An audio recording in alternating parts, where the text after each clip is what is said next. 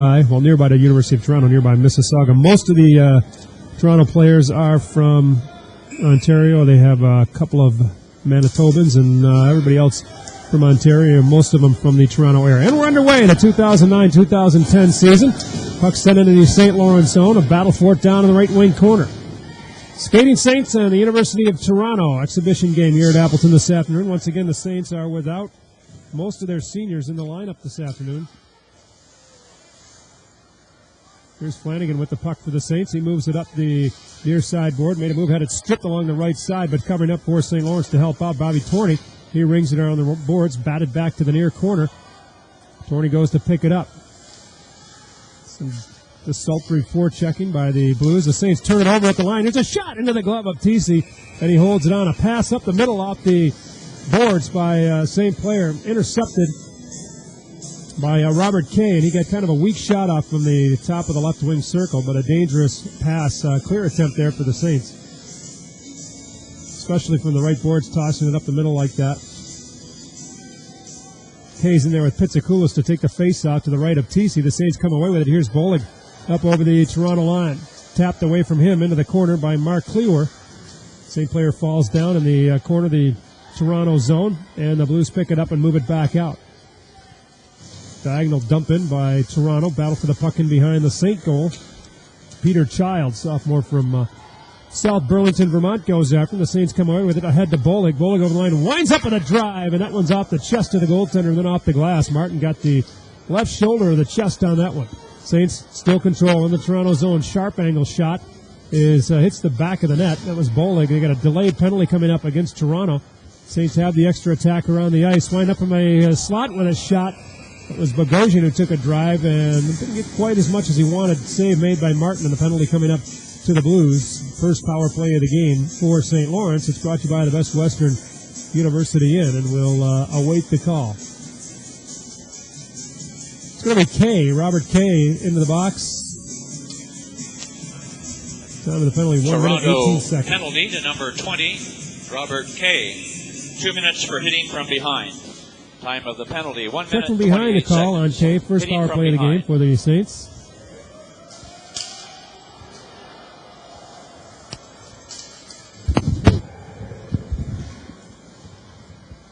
First power play of the season for the Saints. They've got Torrey at the left point. He walks along the blue line, then plays at left half boards for Carden. Back to Torrey, a shot. Tipped in front, save made, rebounded, put it in. Good first save made by Martin as he had all kinds of traffic in front. And someone down there jammed it in, and we'll wait and see who it was officially. I'm thinking it might have been Jacob Drawiski. He was down there, and we'll see if he gets credit for the goal. It's a power play goal for the Saints, and it only took them 24 seconds. So a good start for St. Lawrence. Way to the power play goal. Saints goal scored by number 13, Jacob Drawiski. Drawiski does get the goal. Assisted by number 55, Bobby Torney. Time of the goal, 1 minute, 52 seconds. 13 just from one 55. assist now, but now we got a whistle right off the face-off. And we're going to do it again.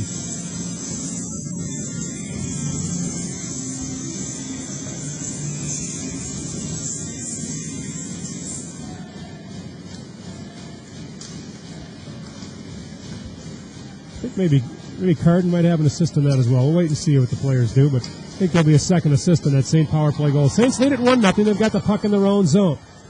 Taken on the near side by Jordan Dewey. Throws one ahead, tipped into the Toronto zone, and the Saints go for a line change. The Blues have the puck deep in their own end, skating around behind his goal. Andrew Pizzito throws it ahead into the Saints' end, and the Saints go back to pick it up. 1-0 St. Lawrence, 17.5 to go in the first period. Opening game of the 2009-2010 season. Pass through the neutral zone, deflected into the Toronto end. Weaver picks it up, played back to the line. We got an interference call, I think, coming up on Mobley.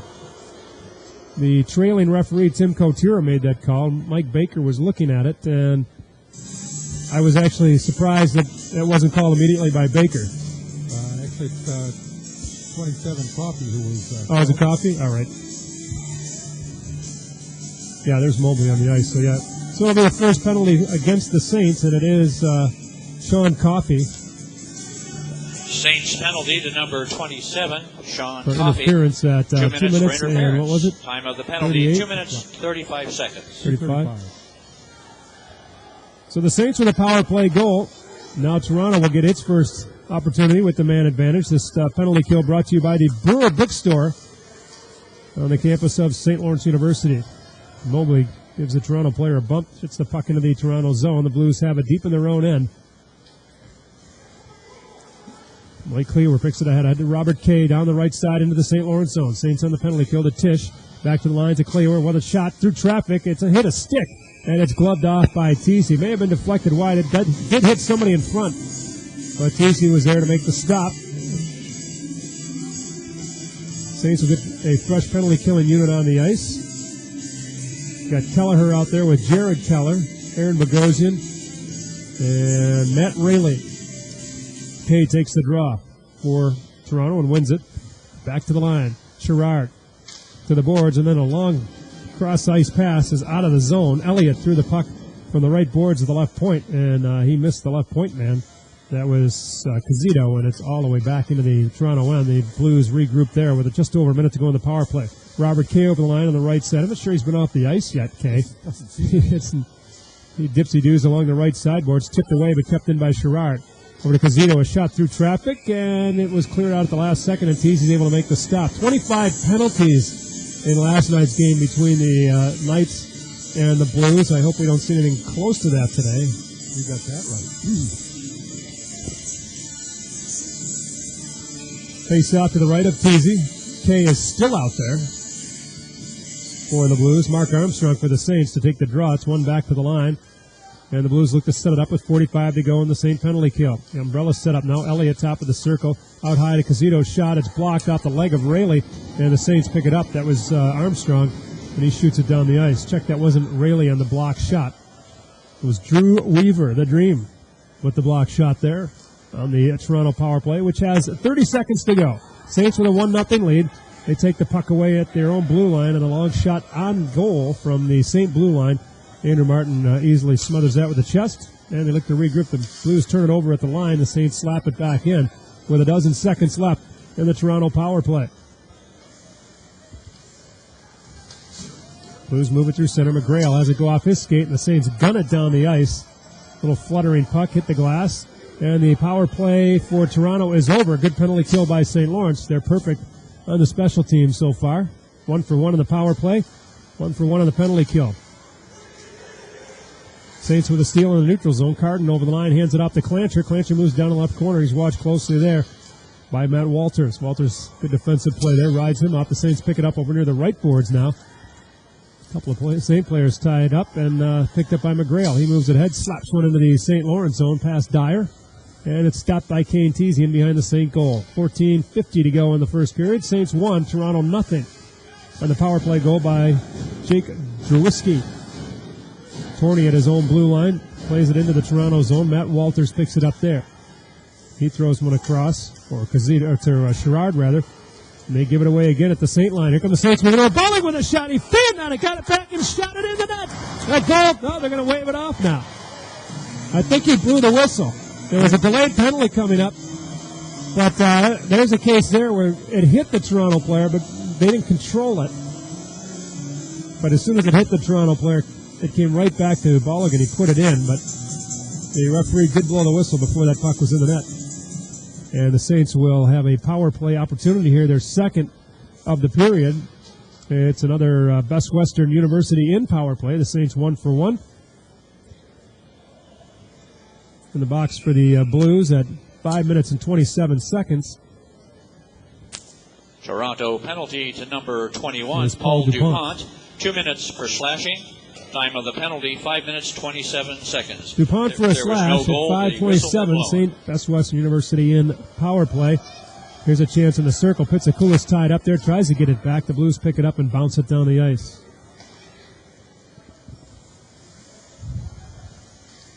Nothing in this game as far as statistics or anything counts for St. Lawrence, but a lot of young guys are trying to make this count for a chance to crack the lineup. Absolutely. Just a chance to play, and it's like a tryout. Second day of practice, official practice, actually, for the Saints.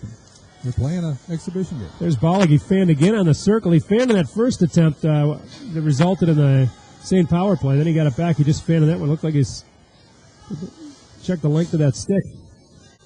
Saints regroup in their own zone.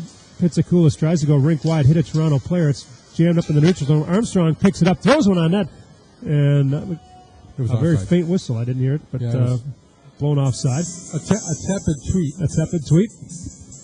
Face off just outside the St. Lawrence blue line. A couple of rule changes today for this afternoon's game, Wally, on the icing.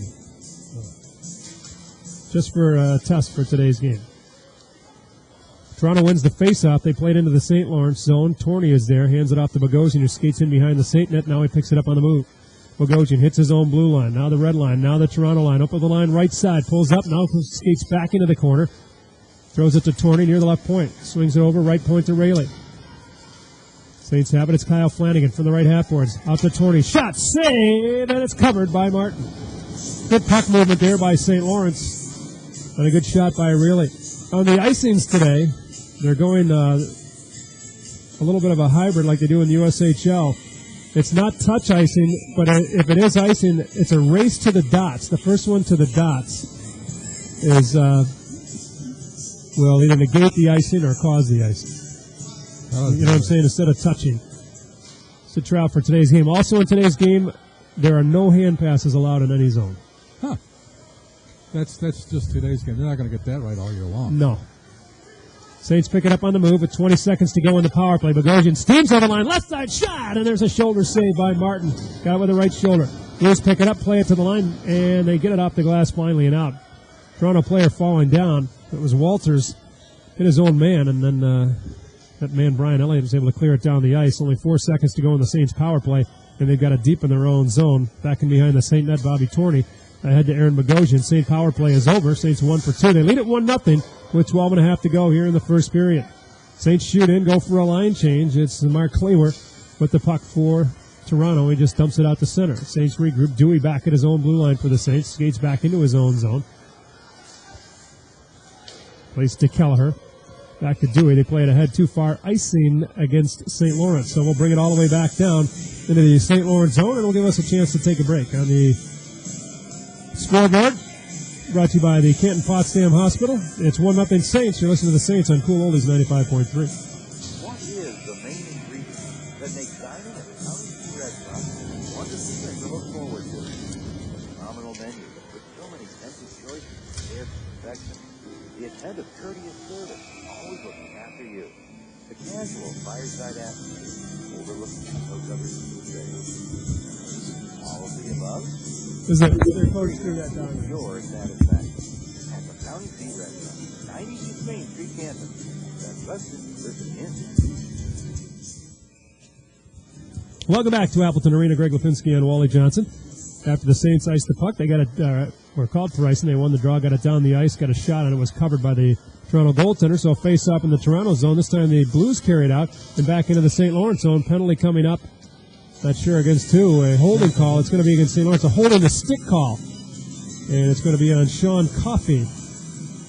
So Coffey, the freshman from Needham, Mass., taking his second trip to the box in his first game, in the first period of his first game. A holding the stick call at 8 minutes and 9 seconds of the first period. Saints penalty. Saint penalty kill brought to you by the Brewer Bookstore. Great bookstore here on the campus of St. Lawrence University. Saints penalty to number 27, Sean Coffey. Saints did a pretty good job in the first kill. Teasy made a couple of saves early, then Toronto really couldn't get much going after that. Elliott's got it on the right half boards as Toronto sets up on the power play. Elliott's got it back. Looks over to the top of the left circle. Now to Sherrard near the right point. Snapped through traffic off a St. glove and blocked, but the Blues keep it alive. Sherrard, right point, holds it. Looks at the net, now swings it over left point. Gazito back to Sherrard. Penalty coming up on St. Lawrence. A Toronto player was dumped in the slot. Toronto goalie on his way to the bench. The Blues will have a 5-on-3. And with Toronto still controlling the puck, we had another whistle. So I believe there's just going to be one more penalty in there. I didn't see who it was, but there was a Toronto player who was standing there, and then the next second he was on his stomach about half a zone away. So it's going to be a cross-check probably on Rayleigh or a check from behind. Saints penalty to number 52, Matt Rayleigh. 2 minutes for cross-checking. Cross-checking. Time of the penalty, 8 minutes, 43 8 seconds. 8 minutes and 43 seconds, time of the penalty to Rayleigh. It'll give the Blues a minute and 26 seconds of 5-on-3. So this Brewer Bookstore penalty kill just got a little tougher for the Saints. Sherrard to Casito, back to Sherrard to Casito. Side of the net, back to Sherrard. Deep slot, shoots one, tipped in front, just wide of the goal by Tisch. The Toronto player had a pretty good angle, it looked like, from the right side. He's got it again. Elliott out in front, and it's tipped just wide by Tisch again. Another great opportunity. Sent hard around the boards and just past the stick of Sherrard and out. He chases it down into his own zone. Sherrard peels off now with 57 to go and the two-man advantage for the Blues. 1-0 Saints. Casito over the line. That play was way offside. Kay looked back at the official, but he lifted his skate and was well in ahead of the play.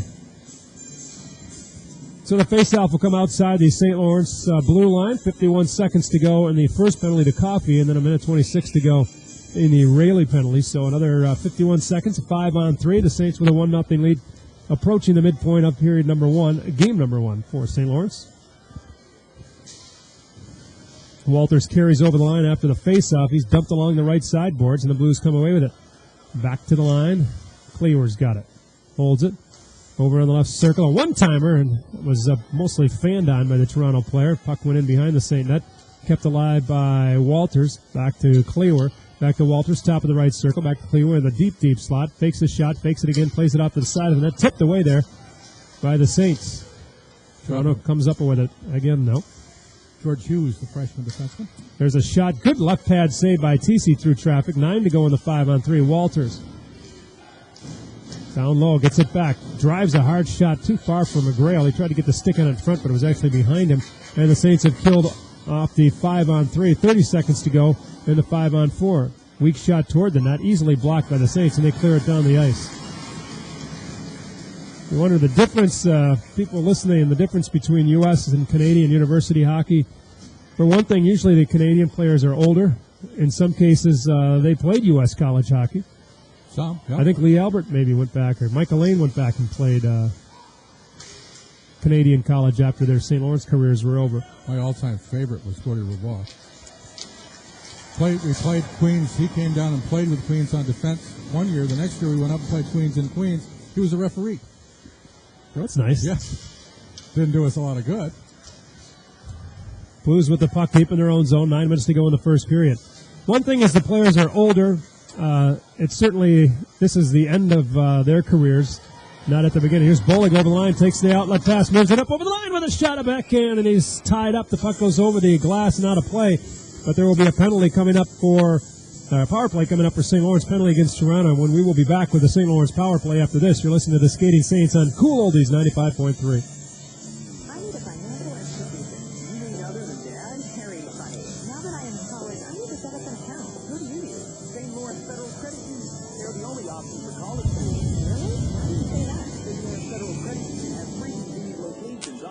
Toronto penalty to number 25, Brendan Sherrard. 2 minutes for holding. Time of the penalty, 11 minutes, 10 seconds. Holding.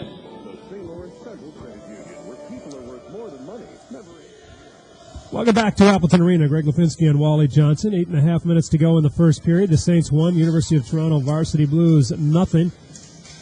It's Sherrard in the box for holding for Toronto. A Saint power play brought to you by the Best Western University Inn. The Saints are 1 for 2 with the man advantage, and they lead the game 1-0 on the power play goal by Jake Drewiski from Bobby Torney. That came at 1:52 of the first period, just 24 seconds into a St. Lawrence power play. They're 40 seconds into this one. They've got the puck deep in their own zone. The thing about the Canadian teams, as I said, they're kind of at the end of their careers, these guys. It's not playing out the string. They're still good hockey players, but they certainly don't have the conditioning programs that the St. Lawrence or the Division I colleges do. There's a shot from the right point, tipped over the top of the net. All the off-season and off-ice conditioning, they just go to practice, play, and then go to class. So it's a little bit different. But some good talented hockey players and certainly some savvy veterans. And depending on the team, you could have an awfully good team. And one of the great road trips the Saints have had, at least in the last 20 years or so, was the Chill Out in Saskatchewan back in, I think it was 93. That was fun. Where the Saints played 3 Canadian university teams in 3 days. Started out, it got progressively more difficult. I think Waterloo was the first game. It might have been about 19-0. From the Saints moving over the line, 3-on-2 down low, and the pass went off the stick of Jared Keller into the corner. 20 seconds to go. Then it was, I think, Calgary next, the University of Saskatchewan next, then the Calgary Dinosaurs in the championship, and that was a tough team and a tough game. Big, strong, tough Canadian team. That was some good hockey. Those others, in particular, the second 2 teams, Saskatchewan and Calgary. The Saints opened up last year with Guelph and had a tough game, tough, hard-fought game. Well, the Saints dominated the shots, but it was score was fairly close as the Saints lose it down low. It's going to be fired down the ice by the Blues just seconds after the penalty expires. So the Saints power play got a penalty. Is over. There's another penalty behind the play.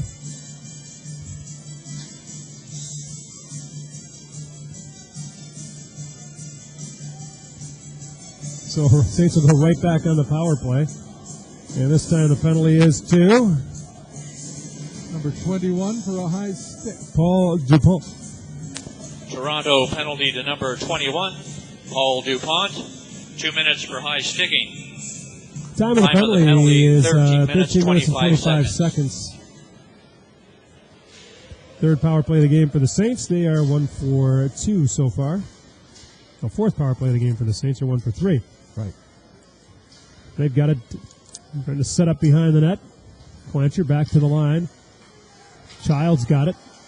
Plays it on the left circle. Bounces up off the stick of Carden. He gets it back. Now from the slot. Shoots one. It's blocked out by Tisch. Thought it was headed out of play, but it stays in the rink. Clancher along the left boards battling there. Tisch comes in to help him out. Blues work it away, and it's cleared out. Tisch actually didn't come in to help him out. Came in to try to take the puck away, and he's able to clear it down the ice. Tisch for the Blues. Here's Clancher. Takes a hit by Linnaeus, but gets the puck into the Toronto zone. 1:14 to go in the St. Lawrence power play. 5:40 to go in the first period. The Saints with a 1-0 lead on an early power play goal by the sophomore Jacob Drewiski. Saints look to set it up behind the net. Can't do it. Blues pick it up, and they find the opening and shoot it all the way down the ice. Teasy stops that one. Sweeps a long pass ahead. The Saints are in the middle of a change. Bollig saw it the last second, just tipped it in. Drewiski, the goal scorer, back to get it. Giving a bump against the boards. Bollig comes in. He works it free. Bollig skates it up the near side boards. It's the left boards in the Toronto zone. Goes a hard rink-wide pass. Shot save made by Martin. Rayleigh took the shot there from the right circle. Good hard cross-ice pass by Bollig. Here's Rayleigh, top of the left circle, lost the handle on it, got it back into the high slot. Torney winds, fires, save, and smothered by Martin. Good save by Martin as he smothered that one through traffic, then pounced on the rebound. McGrail was there to help him out for the Blues. 25 seconds to go in the St. Lawrence power play. 5 minutes to go in period number 1. 9 saves thus far in the first period for Andrew Martin of Toronto. Shane Teasy thus far was 6. So the Saints with a 10-6 edge in shots on goal. Still haven't lost my math skills. No. Thank goodness. Saints set it up. Pitsakoulis loses it, but the Blues can't clear it. Now they get a second chance to clear it, and they finally do. Just dumped out to center. Tisch deflects it in. That'll kill off most of the rest of the St. Lawrence power play. Just 8 seconds to go in the man advantage for St. Lawrence, and they're in no hurry to move this one out. 1-0 Saints with 4:36 to go in the first period. Power play is over. Saints 1 for 4. They shoot a long one in, rolls in behind the net. Armstrong back to get it, chops at it there, but I think it bounced over his stick. A rolling, bouncing puck. Here's Linnaeus up over the line on the left side. Turns, shoots. Fountain was in just ahead of the play, and we'll take our final break of the first period. On the scoreboard, brought to you by Canton Potsdam Hospital, it reads St. Lawrence 1, University of Toronto nothing. You're listening to the Skating Saints on Cool Oldies 95.3. Cupertino's Ice is a great treat anytime. There's a lot more to scoop at Cupertino's Ice. For dinner, depending on what you order, we'll scoop you wild rice, pine nuts, grilled red onions, collards, capers, homemade croutons, Florentine chicken, crab cake burgers, crumbled bacon, and blue cheese. Other ribeye, cod salad. That sounds like high-end cuisine without scooping too deep into your wallet. You come to the right place. Everything made from scratch, except the award-winning Black Angus beef, which of course they raise down the road from us. Cupertino's, Market Street, Potsdam. Welcome back to Appleton Arena. Greg Lipinski, Wally Johnson, 1-0 Saints late in the first period. 3:55 to go in the first.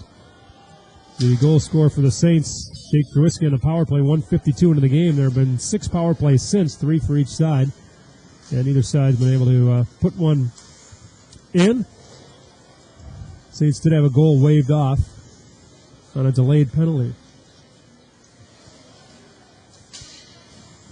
Saints 1 for 4. The Blues are 1 for 3. A lot of, as mentioned, most non-Ivy teams in action this weekend against Canadian universities, and we'll get you some out-of-town scores coming up in the first period of mission, along with Saints coach Joe Marsh. And of course, not of course, because not everybody knows this, but congratulations to Saints associate head coach Bob Pryor and his wife Lorenda. They had their 3rd child yesterday, a boy. And after some contemplation, as there's a scrum in front of the net, the Saints are able to pick it up and move it ahead and out. 3-on-2 developing. Clancher over the line, took the pass. Clancher moves in, shoots one high shot, and it sounded like it hit the mask of Martin and came back down in behind the net. Clancher out in front, shoots at it, and is smothered by Martin. Clancher tapped it out in front. If it was Drisky who sent it out in front. But again, sorry about the interruption there, but after some deliberation, Watson Robert Pryor is the official moniker of the Pryor's 3rd child, 6 pounds 7 ounces, born yesterday afternoon. So Cam and Bryn have a new brother, and Lorenda and Bob have a new kid. So congratulations to Bob and Lorenda. Bob is on the bench today. I think it was very thoughtful of the child to be born several weeks early. Yeah. So he can kind of get it out of the way. And very thoughtful child. 1-0 here, St. Lawrence. 2.5 minutes to go in the first. The goal came early for the Saints. Jawiski. It's 1:52 into the period. There's a shot from the left point, just swept toward the net, but those are dangerous sometimes, as it was sent along the ice and just wide. Elliott took the shot along the ice. Saints pick it up in behind their own zone. If you've been listening to the whole first period, the Saints move it ahead. Kyle Flanagan up over the line. Comes to the Keller in behind, and then Keller tries to send it back out in front for Flanagan. The pass intercepted and sent back into the corner. Battle for it there. The Blues pick it up. Elliott's got it. In some trouble, but he clears it ahead and out. McGrail picks it up, and he slaps at it. Now Flanagan picks it up and moves it back the other way. Flanagan over the line, left side, looking to pass. Little head fake, moves in the corner, hands out to Bogosian behind the net. Bogosian sends it out in front. It's blocked back in behind. He's looking for Clancher there, or Armstrong rather. Right wing corner, battle for the puck. Clancher and the Toronto player. My line charts here. Here's a shot through some traffic that never got through to the goaltender Martin. It was blocked. Armstrong's shot was. Blues bring it back the other way. Dumped in a net. Teasy covers up, and he'll hold on for a face-off in the St. Lawrence zone. But if you've been listening to the whole first period, and you're saying, hey, where are those names that I'm waiting to hear? Curran and Vermeulen and Derek Keller and Mike McKenzie. Those guys are watching today. Joe's pretty sure that they're going to probably see a lot of ice time this year, so they're watching this afternoon. Jared Cunningham's another one. Saints are in action for real. Well, officially, let's say this is a real game. The Saints are in action in an NCAA game. Starts next week, next Friday. Here's a chance out in front. Bollock's banned again. Get it back and send it back toward goal. Bollock's got to check the lie on the twig. That's the 3rd time he's fanned on a shot. Now I think he's using my 60-degree wedge. Well, I don't know. He's using something that's not working out for him. Because I fanned a lot of chips this summer. Now the Saints change up, and he comes to the bench shaking his head. But hey, this is the time to do that. Absolutely. Saints open up NCAA play next Friday, 5 o'clock Eastern time in Omaha, Nebraska. And that will be Chris Engel and Wally Johnson will bring you that game.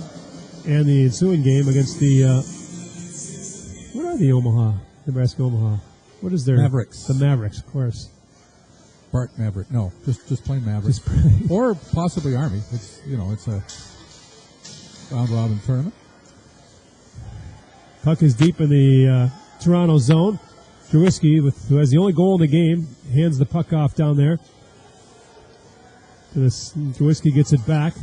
Skates along the boards with 25 seconds to go in the period. Jawiski stick handling along the boards, now moves in the corner. Hands it out there to Carden.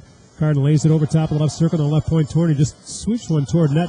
Toronto player blocked it, and Carden picks it up. Carden moves into the left corner. Good shift by this line. haven't gotten the puck toward net, and they don't have much time left. 6 seconds to go. Picked up by Clancher. Slaps at it in the corner. 1 second left, and there is the buzzer to end the first period. So a decent first period for the Saints. A perfect first period for Kane TC. And after 1 period of play here at Appleton Arena, it is St. Lawrence 1, University of Toronto nothing. You're listening to the Skating Saints on Cool Oldies 95.3. Here's the face-off. Oh, something's happening on the ice. What's that? That's a jump. I know, but you can't face off with that. You not. What if you could mix the intelligence of great physicians with the toughness of hockey? That's the team you'll find at Canton Potsdam Hospital. Get that thing off the ice. What kind of Zamboni is that? That's no Zamboni, Ref. It's a 64-slice CT scanner that looks at your whole body. Get it out of here. When a hospital hangs tough, it makes a difference in the community. For more on how we can help your family, call Canton Potsdam Hospital today. What's this? An advanced eye examining machine. Looking at your call? We thought your eyes needed checking. That's it in the penalty box. Canton Potsdam Hospital. Rated best for nursing care among all area hospitals. Got a painting project planned? Rex Hardware, University Plaza, Canton is the place to shop for fabulous color, long durability, ease in application. That's the standard of Valspar Medallion paint. And at Rex Hardware, they have a rich assortment of colors to complement any decor. Rex Hardware is also showcasing the Laura Ashley Home Color Collection. Today's most striking shades, from subtle to sensational. Getting your home set for the holidays ahead? Get inspired with paint from Valspar Medallion and Laura Ashley at Rex Hardware, University Plaza, Canton. The heat is on at Rex Hardware, University Plaza, Canton. It's wood-burning stoves from the U.S. Stove Company. Rex Hardware has the best selection of wood-burning stoves, including new model 2015. Approved with mobile home. Rex Hardware also has the latest new pellet heaters. Silver, wood pellet, with corn, and the model 5500 XL even has a digital control panel and LED display. The U.S. Stove Company is keeping North America warm since 1869, and they'll keep you warm this winter. Do their wood and pellet heaters today at Rex Hardware, University Plaza, Canton. Are you thinking of new flooring, kitchen and bath renovation for your home? At Copley's Carpet One, Ace Hardware, Canton, they understand that the decision to start a project like that is a major undertaking. Deal with someone you know and trust. Copley's, a family business since 1902. From start to finish, you'll work with the same person. The entire project. Take advantage of the computer design service. Bathroom. Before driving to Watertown and Syracuse, take the shortcut to Copley's Carpet One, Ace Hardware. Route 68 in Canton. Copley's Carpet One, Ace Hardware, where comfort and quality are designed into every project. Welcome back to Appleton Arena. Greg Lipinski and Wally Johnson. After 1 period of play, it is 1-0 Saints. Can you do this? Yeah. Okay. Here's what the game recap brought to you by Rex Hardware is Wally Johnson. No, it won't take too long unless we go through all the penalties, which we won't. The only scoring in the first period came on a St. power play, and my box score just disappeared. There it is. It was scored at 1:07. Jacob Drawiski with the power play goal. Bobby Torrey and Ricky Carden picked up the assists. As I said, 1:07, first goal of the year. Only it won't be the first goal of the year for Jacob Drawiski. Saves in the first period. Kane TC with 8, no goals allowed. Andrew Martin with 13 for Toronto, 1 goal allowed. And there were, although my machine isn't saying it right, there were 3 power play opportunities for Toronto, and the Saints 1 for 4 with the man advantage. Saints led it 1-0 after 1 period of play. Stay tuned. Saints coach Joe Marsh is next. You're listening to the Skating Saints on Cool Oldies 95.3. Scupacino's Ice Cream is a great treat anytime. There's a lot more to scoop at Scupacino's Ice Cream. For dinner, depending on what you order, we'll scoop you wild rice, pine nuts, grilled red onions, scallops, capers, homemade croutons, Florentine chicken, crab cake burgers, crumbled bacon and blue cheese, other ribeye, Cobb salad. And if that sounds like high-end cuisine without scooping too deep into your wallet, you'll come to the right place. Everything made from scratch, except the award-winning Black Angus beef, which of course they raise down the road from us. Scupacino's, Market Street, Potsdam.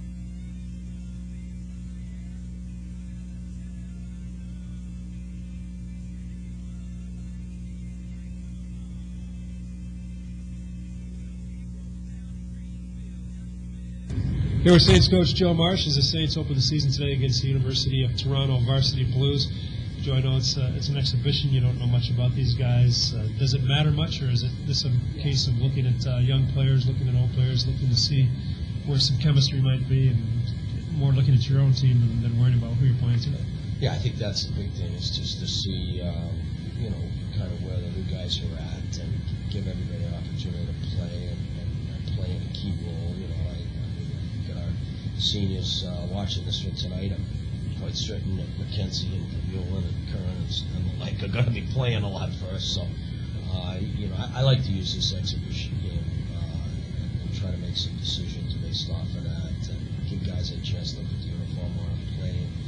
And it does mean something. It's the start of a new season, and it's exhibition, sure, but you know you want to start off on the right foot and get guys to where you know the guys feel that they can contribute, have a place, and you know I mean, that's why we've gone to this sort of format to maybe you know take a look at guys like I said in a more significant role than they might normally be in.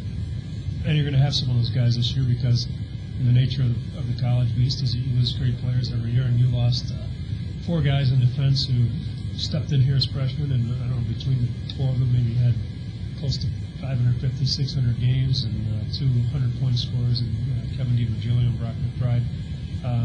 So do you look for, I mean, you can't expect guys to come in and say, we need 16 goals out of you because of Misco last year, but about spreading that out a little bit and not having guys put too much pressure on themselves, and how do you approach, I mean, everybody, the older guys know who was lost from last year, and they know some of those goals, a lot of those minutes need to be replaced. Yeah, and you know, I think certain guys, their roles have been unclear. I mean, like, for instance, Jerry Cunningham, who's played a lot, let's say. I mean, he's a veteran player, he's played a ton here in his 3 years, but now he's in a situation where, you know, he's not the second or third crack on a power play. You know, he may be the first guy, certainly a real good penalty killer, but you know, you could see what he did over the summer. I mean, he's always been in shape. He's, you know, he's got a real athlete body anyway. But you know, he came back. He looks like a small college running back. I mean, the kid is powerful. He's tremendous speed.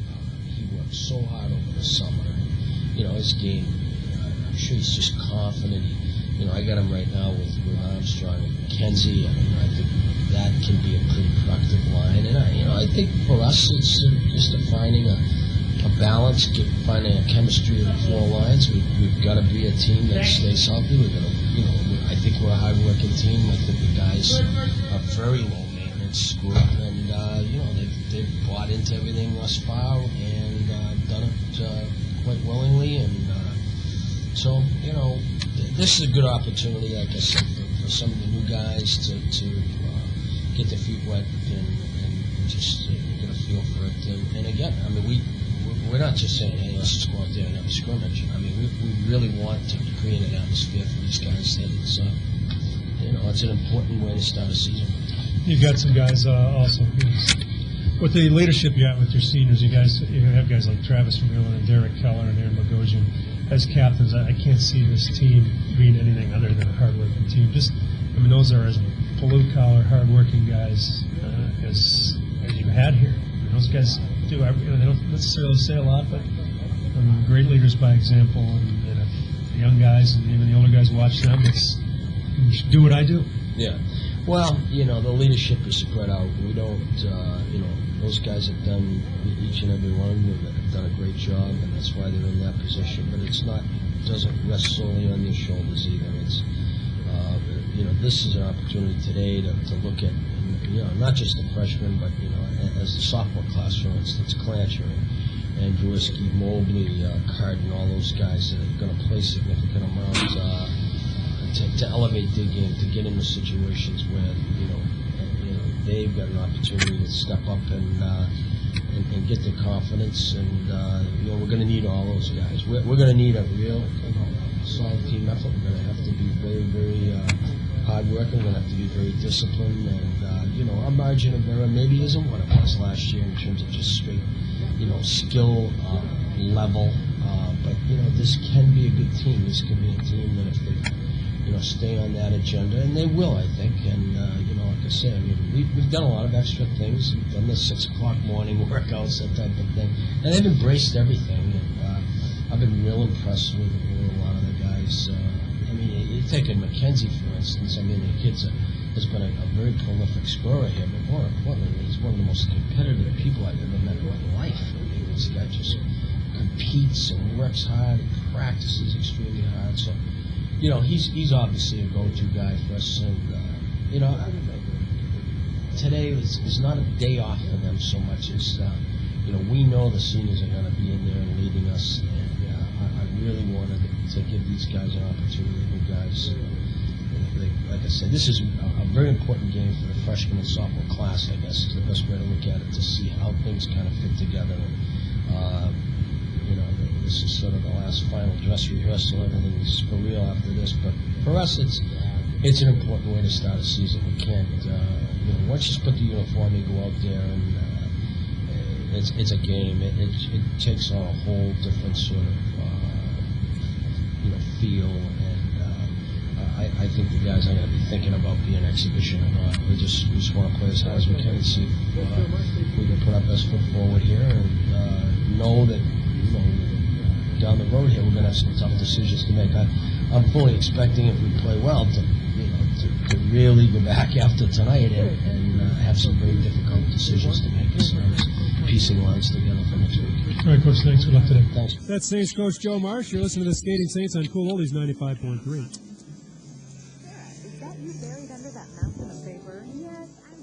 Balance my checkbook and pay my bills for the month. You need the StLawrence Federal Credit Union. They offer e-statements. Okay, we're going to go really short here.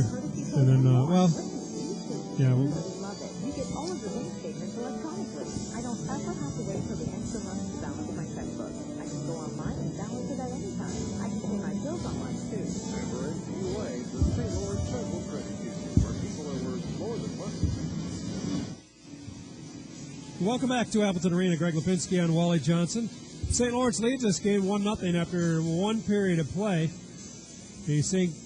goal came Jacob Jerwiski from Rick Carden, and the Coakley Ace Hardware time of the goal was 1:52 of the first period, and that was it. Saints outshot the Varsity Blues of Toronto 14-8 in the first period. Kane Teasy with 8 saves. Andrew Martin with 13 on 14 shots, and some pretty good ones for the Blues. And I expect we'll see Alex Petizian in the second period. And last night the Blues split goaltenders. I don't know if we'll see Martin immediately or if they'll switch to the other. They only have 2 goaltenders dressed in it. Russ Brownell is the other. So we'll see Brownell, I think, at some point in the game. And we may see Robbie Moss also for the Saints before this game is over. Right now it's 1-0 St. Lawrence after 20 minutes of play. Stay tuned. Period number 2 coming up. You're listening to the Skating Saints on Cool Oldies 95.3. Here's the face-off. Oh, something happening on the ice. What's that? The stethoscope. I know, but you can't face off with that. You nuts. What if you could mix the intelligence of great physicians with the toughness of hockey? That's the team you'll find at Canton Potsdam Hospital. Get that thing off the ice. What kind of Zamboni is that? That's no Zamboni, Ref. It's a 64-slice CT scanner that looks at your whole body. Get it out of here.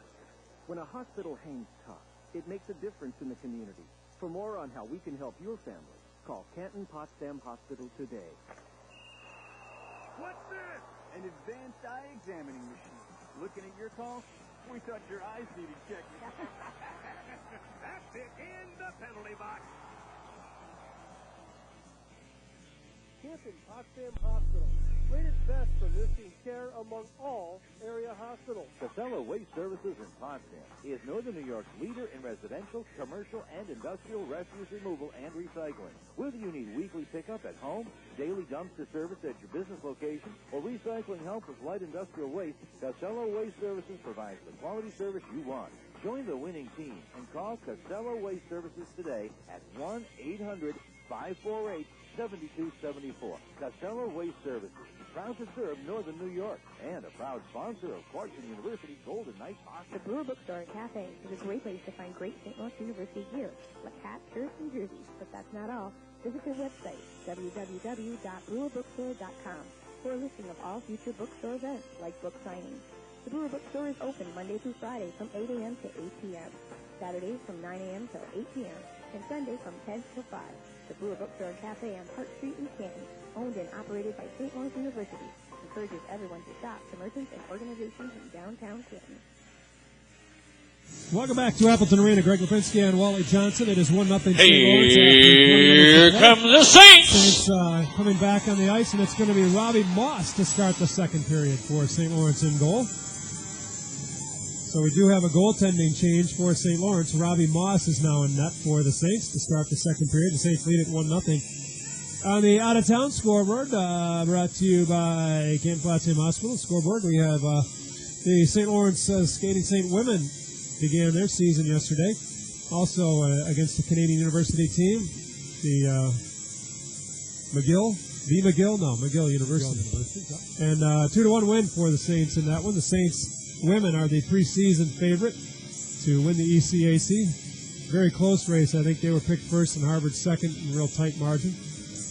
That's a good out-of-town score from yesterday. Another good one from East Lansing. Michigan State 26, Michigan 20 in overtime. Touches like that.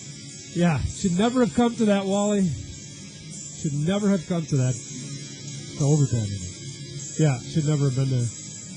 And last I saw today, the Tigers were winning in the 8th against Chicago, and the Twins were blowing out Kansas City. So it looks like a playoff Tuesday. The final, I hope the final game in the Hanky Dome there, the Twinkie Dome. Boy, they're playing great baseball right now, though, are the Twins. The Saints had a good first period. We're underway in the second. Moving from left to right are the Saints. The team starting even strength. There were 7 power plays in the first period. Not a particularly physical, or I didn't think real dirty first period, but some holds and hold the sticks and things like that resulted in 7 power plays, and just one of those resulted in a net and a goal, rather, and that was Jake Jawiski on the Saints' first power play, scored from Rick Carden and Bobby Torney, and that is the only goal in the game. 1-0 in, 1-0 with 30 seconds gone here in period number 2. Robbie Moss in net for the Saints, the sophomore. Saw some limited time last year, played in 3 games. Andrew Martin still in goal for the Varsity Blues. Had a pretty good first period with 13 saves. The Saints outshot the Blues 14-8 rather in the first period. Toronto with the puck. Back in behind their own net, the Blues moving ahead. Little left wing pass ahead. Knocked down by Elliott. Controls at center. Nice little move. Caused the St. Lawrence player to go down. That was Mobley. Throws it into the Saints' end. Hughes chops it up the boards. Bounces over the stick of Bollig. Tisch has it and gives it right back to Bollig. Try to get it deep and send it down right to the stick of Bollig instead. He throws a pass into the slot in behind the Saint player. That was Pitsakoulis. And it comes out to center. Saints have to regroup back in their own zone. Dewey's got it ahead to Pitsakoulis. He just tips it into the Toronto zone, picked up by Bollig. Lays it out in front for Mobley. And I don't think Mobley could either didn't see it till the last second or had his stick lifted. At any rate, there's a penalty coming up on St. Lawrence, a delayed call. Toronto player down near the left wing corner. And he's checking out the chiclets. The Varsity Blues players at Toronto University wear the half shields. And he's checking out, feeling around the mouth. Players went over in the boards and kind of got tangled up in Mobley. I think is going to go off for a high stick. Tisch comes over and still holding on to his mouth. I don't see any blood on the ice. No. And they're not looking for chiclets, so. It hurts a little, probably. I'm sure it does, yeah. I'm sure he's wearing a mouth guard, too. So Mobley's going to go in at 1:34. Mobley. Saints penalty to number 12, 5 Max minutes Mobley. for high sticking. A major penalty, 5 minutes for high sticking. Time of the penalty, 1 minute 34 seconds. Maybe there was a little blood. I don't think there was, but... So it's Mobley for a high stick major at 1:34. So extended period for the Blues to try to tie this game and even go ahead. Major power play. They win the face-off, but Cazito can't keep it in. Back at his own blue line, Cazito. Now ahead to Kay. Didn't quite handle it well. It comes into the Saints end. Kelleher has it. Backhands it off the boards. And the Saints sweep it up the boards and not out. Knocked down by the Blues. Shot toward net. That hit the side of the goal to the left of Robbie Moss. Saints chop at it up the boards. It's knocked down. Comes back in behind the net. And it's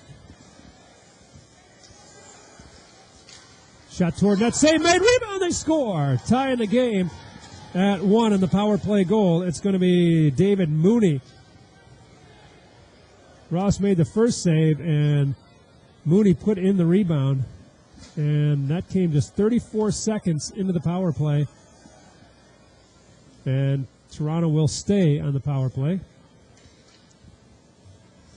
So the Brewer Bookstore penalty kill was perfect in the first. Imperfect here in the second. Saints give up Toronto the goal was scored by number Time of the 28, goal, 2 minutes and 9 David seconds. Mooney, and assisted by number 17, Brian Elliott. Time of the goal, 2 Elliott minutes, with 9 the seconds, assist on the 28, Mooney 17. goal. Now in goal for the Saints is number 1, Robbie Moss. Getting some early action here as the Saints give up an early 5-minute power play, and Toronto scores quickly in the first 30 seconds, 35 seconds. They set it up again to the Blues. Saints had some chances to get it out, couldn't do it. Here's Walters, taps it over on the boards. An umbrella setup back to Walters. Walters fakes the shot. Now in the left circle to Klewer. Klewer can't handle it along the boards. Chopped at by the Saints' Jared Keller. But he can't control. Sends it now behind the net. The Saints take it away back there. They got a chance to break it back 3-on-2. They move it up over the line, and it's lifted into the corner off the high glass. And the man who shot that, Bobby Torney, goes after it himself. Torney in behind the net, chases the puck, but the Blues pick it up, and they're going to settle things down and try to regroup. Saints go for a penalty-killing change. They get 4 fresh killers on the ice, and here come the Blues moving it out. Chopped off the boards into the St. Lawrence end. Linnaeus did that, and it's gunned off the glass back the other way. In the old days, that would have been in the penalty bench, but with the glass on the penalty bench in front of the penalty boxes now, that's skipped down the ice, and play continues. 3:11 to go on the St. Lawrence penalty to Mobley. He went off for a high sticking major. Just a minute 34 into the period. Played to the line, not out, kept in by the Blues. Here's Elliott, who assisted on the tying goal. Back to line to Sherrard.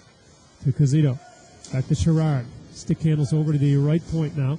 Elliott walks it down the boards, top of the right circle, sends it down low to Kay. Back out to Elliott, chance to shoot. He does! Hit the goal post, and the Saints clear the rebound down the ice. Nice puck movement there by the Blues, and Robbie Moss got some help from the iron. 2.5 to go in the Varsity Blues power play. It's a 1-1 game here. 4:03 now into the second period. Casito moves up over the line. That play looked offside, but Elliott was able to keep the skate in apparently. He's got the puck now near the right point. Holds it. Now throws it left circle to Sherrard. Sherrard to Casito. Casito moves over to the left point with it. It's a little bit of a pick there by Sherrard. Now back to Casito at the point. Right circle to Sherrard. Doesn't handle it cleanly. Gets it to Elliott now on the right half boards. Back to Casito. Left circle. Shots! And it's blocked in the circle. Shot blocked by the St. Lawrence player coming across. I think that was number 20 for the Saints. Matt Dyer, another freshman, played his first game. And we got a whistle. And the back referee out near the Toronto bench, Kutira, makes the call. And it's a high stick. And I think he's got the Blues. It's going to be Paul DuPont. DuPont for a high stick at 4 minutes and 37 seconds of the period. That will kill off the Toronto power play. 1:58 to go in the minor penalty, or in the major penalty rather, to Mobley. And he did not get a game, or no, just the major. 5. Okay. So the Saints will technically, barring further penalties, they'll have a 2-second power. Toronto penalty.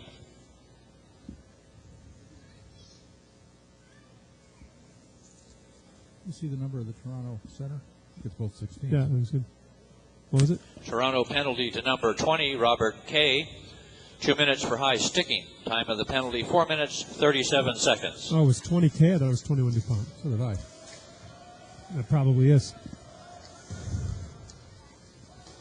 So the teams are skating 4 aside. I think this is the first time we've seen this in the game. Almost a full 4-on-4, 2 minutes of 4-on-4. The Saints kick the puck out of their zone. Saints will get a 2-second power play, barring further penalties here. Blues get it over the line. McGrail couldn't handle the pass cleanly. Saints take it away, and they move it ahead, and now they don't move it out. They just throw it off the boards out the center. Klewer shoots it into the Saints, and not very deep. Torney's got it. He circles back in behind. Now throws it up on the circle. Pass a little bit too far for Bogosian. Klewer picks it up inside his own line and plays catch over there with Elliott. Check that. It was Walters. Now Walters gets one ahead. Thrown softly toward the Saint. That nearly kicked in by Torney as Linnaeus. He got a stick up high, too, along the boards. We have another penalty coming up on St. Lawrence. No, on Toronto, I hope. Oh, yeah, Toronto. Linnaeus looked back. He took a stick in the chops. He looked back at the referee. I hope it's on St. Lawrence because Robbie Moss was on the bench. Lennius is checking out his team. We got a high stick call.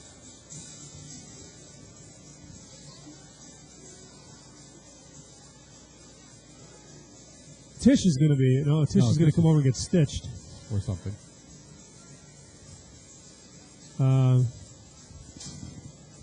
Lennius is going to go into the box. Toronto penalty to number 16, Joel Lennius. 2 minutes for high sticking. Time of the penalty, 5 minutes, 31 seconds. 5:31 time of the high sticking. Minor to Lennius, and he seems a bit perplexed by that. And if you're bleeding from the mouth and you get the high stick, it's like, remember when Max Taylor got the penalty for interference and he was carrying the puck? Yeah. Down at Union? Yeah, it's probably one of those things. So the Saints are on a 4-on-3 power play, actually. They'll have 2 seconds of 5-on-3 if they don't score. Here's Hughes with the puck top of the right circle. It's a 1-1 game, 6 minutes into the second period. Dewey with a shot. Blocked. Comes to Pitsakoulis. Pitsakoulis to Hughes, and his shot goes wide of the goal.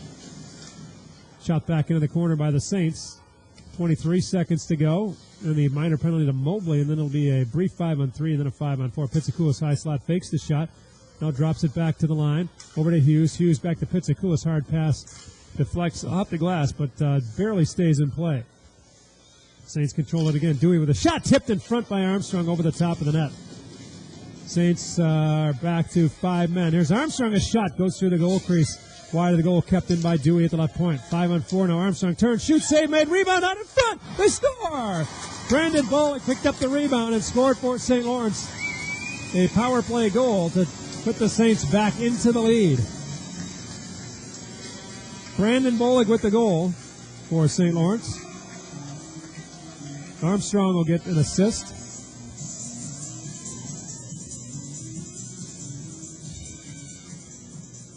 Saints goal scored by number 81, Brandon Bullock. 6:43 time. Assisted by number 95, Mark Armstrong, goal, and number 15, George Hughes. Time of the goal, 6 minutes, 43 seconds. 81 from 95 and 15. 95 and 15 on the assist. Hughes and Armstrong. The freshman Hughes with a tally, or the point anyway. So the Saints with a power play goal. We got another whistle and another penalty, and while they sort this out, we will take a break. On the scoreboard, brought to you by Canton Potsdam Hospital, it's 2-1 Saints. You're listening to the Saints on Cool Oldies 95.3. Scoopuccino's ice cream is a great treat anytime. There's a lot more to scoop at Scoopuccino's than ice cream. For dinner, depending on what you order, we'll scoop you wild rice, pine nuts, grilled red onion, scallops, capers, homemade fruit. Saints penalty to number 4, Peter Child. 2 minutes for high sticking. Time of the penalty, 6 minutes, 49 seconds. High sticking. Your wallet will come to the right place. Everything made from scratch, except the award-winning Black Angus beef, which of course they raise down the road from us. Scoopuccino's, Market Street, Potsdam. We're back, and another power play. We may get more than the 25 they had last night. Here's a chance for the Blues, and it's fired wide. All 3 goals in the game, 2 by the Saints, 1 by Toronto, have come on the power play. The Blues with the power play here. Here's a steal by Keller over the line. Turns, shoots, hit the crossbar, and stayed out. And goes back underneath Kay, smothered, or shot the puck back under his goaltender. Great shot by Jared Keller, and that looked like it hit low on the crossbar, bounced down, and was immediately waved off by referee Tim Couture. The red light never came on. About as close as you can get. Both teams with iron here in the second. What was the time of that penalty? Oh, if you do my arithmetic here, is it 6? I'll let you figure it out. Oh, wait, let me see. Oh, no. Here comes Toronto out with it. Casito up over the line, left side. Pulls up, waits for some help. Now to Sherrard. High slot on the right circle. Elliott with it. Elliott back to Sherrard. Winds, fakes, back to Elliott, right circle. Moves to the dot, plays it back to Casito in the high slot. Over in the circle. One-time shot, save made by Moss. Rebound picked up by the Saints. Bogosian chips it off the glass, not very hard. Sherrard keeps it in. Casito with it. On the circle, Elliott touches back to Sherrard. Sometimes a little bit of overpassing, I think, by Toronto. Take a few more shots. Bogosian with a steal just at the Toronto line. Moves in 1-on-3. Puck taken away by Casito. He's tripped up there. No call. 6:49 was the time. 6:49? Okay.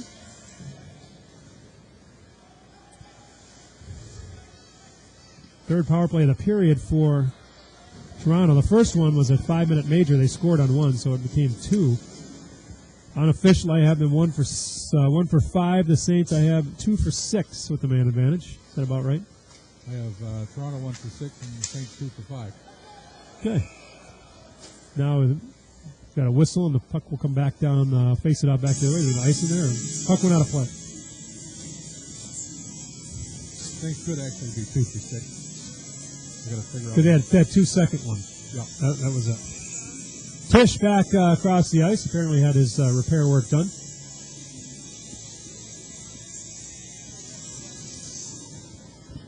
Just 19 seconds left in this Brewer Bookstore penalty kill for the Saints. They lead it 2-1. Power play goal in each period for the Saints. A power play goal here and early in the second for Toronto. Before the Saints took the lead back. Here's Walters on the left boards. Throws one back into the corner. Whoops. Here we go. Fountain is there. Plays it back along the boards to Walters. Power play over. Child back into the play. Toronto still controls it. 11 minutes to go in the second. Saints 2, Toronto 1. There's an obvious penalty coming up here on St. Lawrence as the St. Lawrence player, Torney, just drilled the Toronto player from behind into the boards, and he'll get a boarding or a cross-checking penalty. So Torney will go in. I'm sure it's just going to be a 2, but really not a very wise thing to do. Boarding is the call. A boarding call at 10, make it Saints 9:05. penalty on number 55, Bobby Torney. On Torney. 2 minutes for boarding. Time of the penalty, 9 minutes, So another 5 power seconds. play for the Blues. Boarding. Another penalty kill, a Brewer Bookstore penalty kill for St. Lawrence. It's 2-1 Saints. 1, 2, 3, 4, 5, 2, 4, 6, 2, 4, 6. 12 penalties in this game already. And we're just about halfway through, so we're on pace to get to 25 last night that they had over at Shield. And a 6-1 Clarkson win over this Toronto club.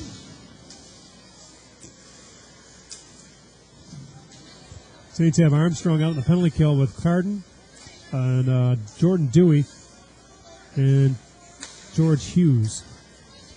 Comes McGrail over the line for the Blues. Backhands one toward net. Good for a redirect, I think, but nobody was there for the Blues. They do set it up now. Elliott over on the right boards with it. Plays it to Sherrard. Fakes the shot. Now he does shoot it. It's tipped up and out of play.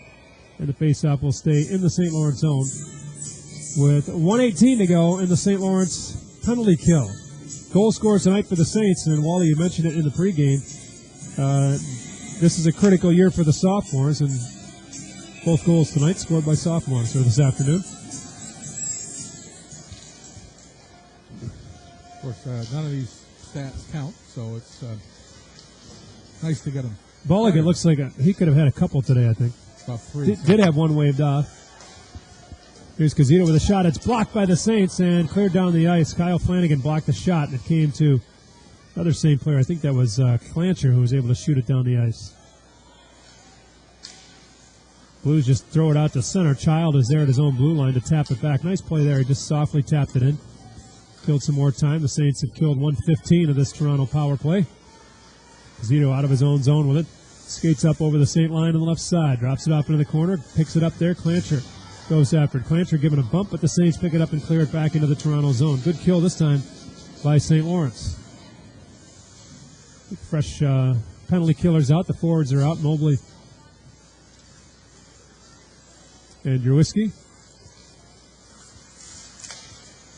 Toronto with one more chance. They move it over the line, but the Saints take it away immediately and bounce it down the ice. That will kill off most of the rest of this power play. Mobley spins off Cleaver, tries to take the puck away. Now Jawiski does come and thought he had it for a second. Good work over there by Mark Cleaver of Toronto to keep it alive. Here's Weidenfelder. Shoots it in. Not bad for Lithuania. Yeah, I think they have a Lithuanian on their team. Lenius, Lenius. Looks pretty Lithuanian to me. Certainly isn't Greek.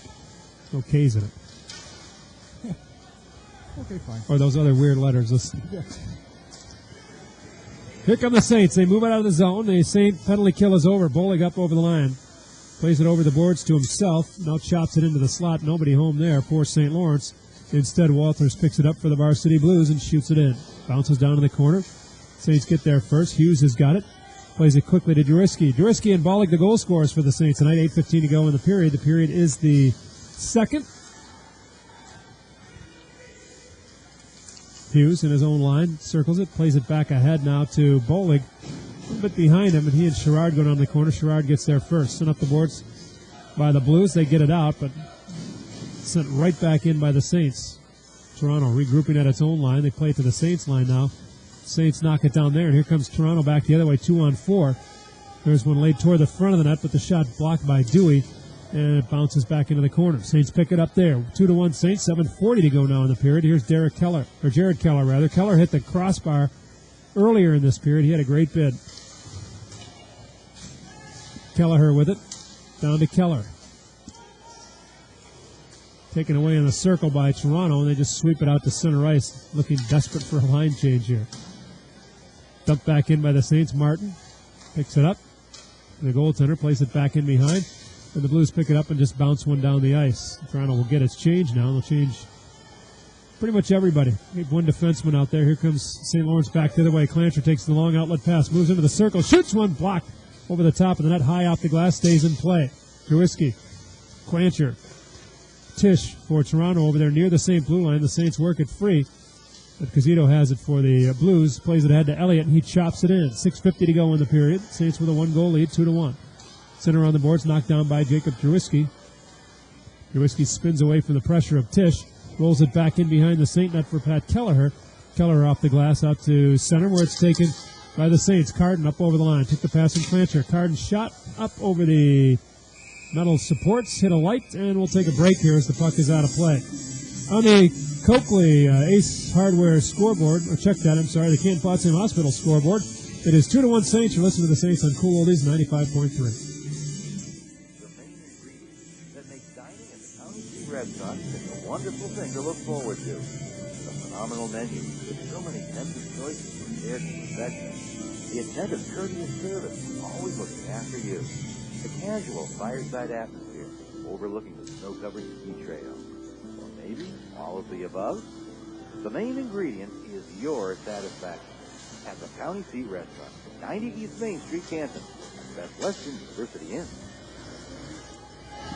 Welcome back to Appleton Arena. Greg Lipinski and Wally Johnson. It's 2-1 Saints here. With 6 minutes to go in the period, there's a weak shot that barely makes it to net, but is covered by Andrew Martin, and he'll hold on via face-off to his right in the left wing circle. 6:10 to go in the period. A goal in the first by Jacob Jawiski on the power play. The Coakley Ace Hardware time of that goal, 1:52 into the first. Toronto scored 2:09 into the second. Sorry, 2:09. And on a power play.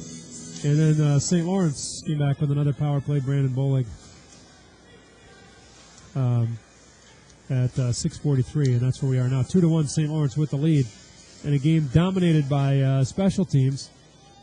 I hate to say anything, but we haven't had a penalty in 6 minutes, I think, which is good. Puck is deep in the St. Lawrence zone. The Blues try to get something going there. Either side's done a whole lot, even strength, but they haven't had a lot of opportunities either. We all talked for years about how Joe likes to roll 4 lines and get everybody involved quickly. Well, the special teams started early, and sometimes that's difficult. Yeah, absolutely. Toronto is actually only skating 3 lines plus an extra forward. And that's Weidenfelder, who's only been out there. I've only noticed him a couple of times. That is going to be tough in the third period. Period, second day, shorter line. Saints with the puck in their own zone. They move it ahead. Outlet pass to Bolig. Brandon Bolig up over the Toronto line, bowls through some traffic, and it's tapped away as the Saints are going for a change. Nobody at the right point. Well, Rayleigh picks it up, though. Goes rink wide, too far from Mobley. Taken in front of the Toronto bench by the Blues, Mark Walters, and he shoots one in. Under 5 to go in the second. Saints with a 2-1 lead over the Varsity Blues. A shot as the Saints lose it on the circle, but a weak shot goes in behind the net. Bobby Moss didn't have to make a save. Moss faced some pressure early as Toronto had an early 5-minute power play, rather. Comes Flanagan over the other way for the Saints. Moves over to the left circle, plays it into the slot. Pitsakoulis' shot goes just wide off the stick of a Toronto player. That was Tisch. Saints set it up again. Kyle Flanagan in the corner. He's tied up there, held on to, and sort of bull rided down. Saints come away with the puck. Pitsakoulis skates in behind the Saint net. Works it there behind the goal, taken by Mobley. He's tied up by Kay. Mobley, nice work there. Kicked it out in front to Flanagan. Took it on the backhand, couldn't get the shot away. Tied up by 2 Toronto players, and here come the Blues back out. Sherrard bounces a long one in. Moss, easy stick save. It leaves the puck there for his defenseman, Peter Child. Saints with a chance to clear. They don't do it. Sherrard dumps it back over to the right boards. Saints pick it up there. George Hughes plays it near corner for Child again. 3:40 to go in the period. The period is the second. 2-1 Saints. Head man ahead to Keller. Jared Keller over the line. Now skates in behind the net. Tied up by Sherrard. And he went down first. And then that was Casito, rather. He went down first, then Keller. Keller gets back up, sweeps it back in behind the net. Just missed Bogosian with the pass. Now Bogosian sends it into the corner for Kyle Flanagan, who can't get off the ice. Keller's given a shove, falls down. Saints still control it. Jared Keller now takes a return pass, bounced over his stick, and comes to a Toronto player. And the Blues move it ahead. They throw it out to center. Chopped that by Child there. And here comes the Saints get it back in, but not very far. This play gets a little raggedy here in the late stages of the second period. Here's one dumped toward the line. Shot goes wide of the goal. Dumped into the Toronto zone. Clancher raced in and took a whack at the bouncing puck and sent it just wide on the glove side. Toronto works it out. Casito, little 2-on-2 through the neutral zone. Moves over, takes a shot. That was off a Saints stick. That was Clancher. Went well wide. Picked up on the move by the Saints. They got a 3-on-3 if they hurry. Up over the line. Carton with a drive off the glove of the goaltender, but it was offside. And we'll take our last break of the period. 2:37 to go in the second on the scoreboard. Brought to you by Kane Potsdam Hospital. It's 2-1 Saints. You're listening to the Saints on Cool Oldies 95.3.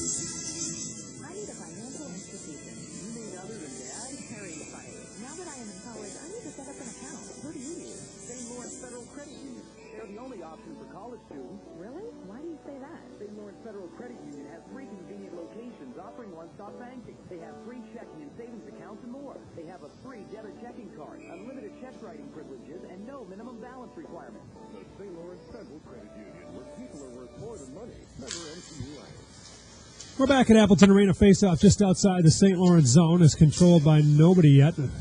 Clancher bats at it. 4 or 5 players scrumming in front of the Blues bench. Saints pick it up over the line. Long, weak shot goes well wide of the Toronto net. That was Mark Armstrong who took the shot. Clancher picks it up, tries a wrap around on the backhand, played out to the line but not out. To the line but not out, kept in by Keller. The Torney's shot sails wide of the net. Rebound sent wide by Carton on the backhand. Kelleher pinches from the right point, knocks it with a glove high in the air. No glove pass there called by the Saints, but Saints can't control it anyway. They just tip it into the corner. Blues go after it. 1:50 to go in the period. The Blues pick it up along the boards in their own zone. They look a little tired right now. Ooh. Weaver with a shot on Walters, and I can't believe that wasn't a penalty. Weaver put the elbow right in the side of the head of Walters. And Walters got up and gave a look, but surprised that one wasn't called. Now we got an icing call. No, waved off. There's the dot rule as Toronto got first to the dot. There's a shot through traffic that hit Moss and deflected over the top of the net. Delos took the shot. Not sure that anybody saw that till it came down in the corner. Even the referee, Baker, in behind the net was looking for that one. Or Couture, rather. Now the Saints pick it up. Then they look to move it out. Dumped in by St. Lawrence as they're going for a line change. Coming over near side. Kept in by the Saints. Down in the corner. 1 minute to play in the period. 1 minute. Can't see who that was. It looks like maybe Keller. Now the Saints pick it up. Bullock lays in front looking for the redirection, and Duriski was tied up, got a stick on it, but deflected it just wide. Then one sent back to net. And a save made by Andrew Martin. He's played a pretty good game tonight. Martin has 2 power play goals. 15 saves so far. A little quieter this period than the second period. 49.7 seconds to go in the second period. 2-1 St. Lawrence with the lead. It's an exhibition game for me, too, I think. Off the draw, controlled by nobody yet. And the Blues chop at it, get it to the line. It stays in. Good play there by Child at the left point. Now the Blues bounce it back the other way, but it goes on to the Toronto bench. And out of play. New boards here at Appleton this year. New glass, new benches. Apparently the ice is good. Well, new floor, too. New floor? Yep. So far the ice has held up pretty well here. On a very warm night. Warm and a weird weather, too. Warm and cool and a lot of humidity. Not always easy to keep the ice the way it should be. Toronto clears. The Saints have it back their own line. Rayleigh turns it over, though.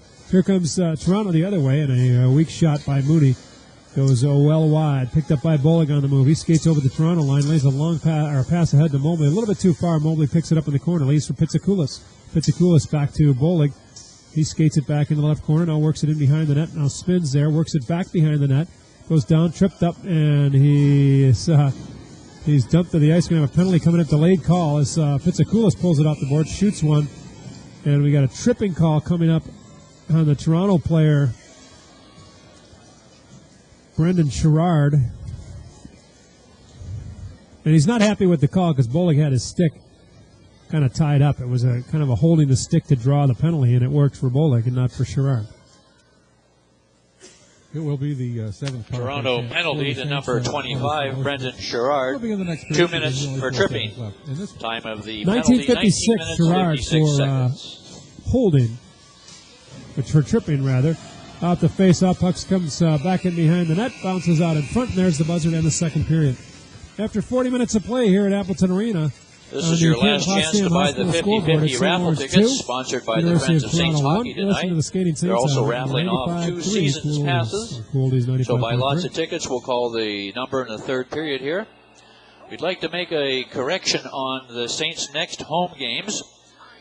They're going to be against RIT in Niagara on Friday and Saturday, October 16th and 17th. Not the 15th and 16th as printed in tonight's rosters that were handed out in the lobby prior to the game. That's October 16th and 17th, Friday and Saturday, RIT in Niagara. When a hospital hangs tough, it makes a difference in the community.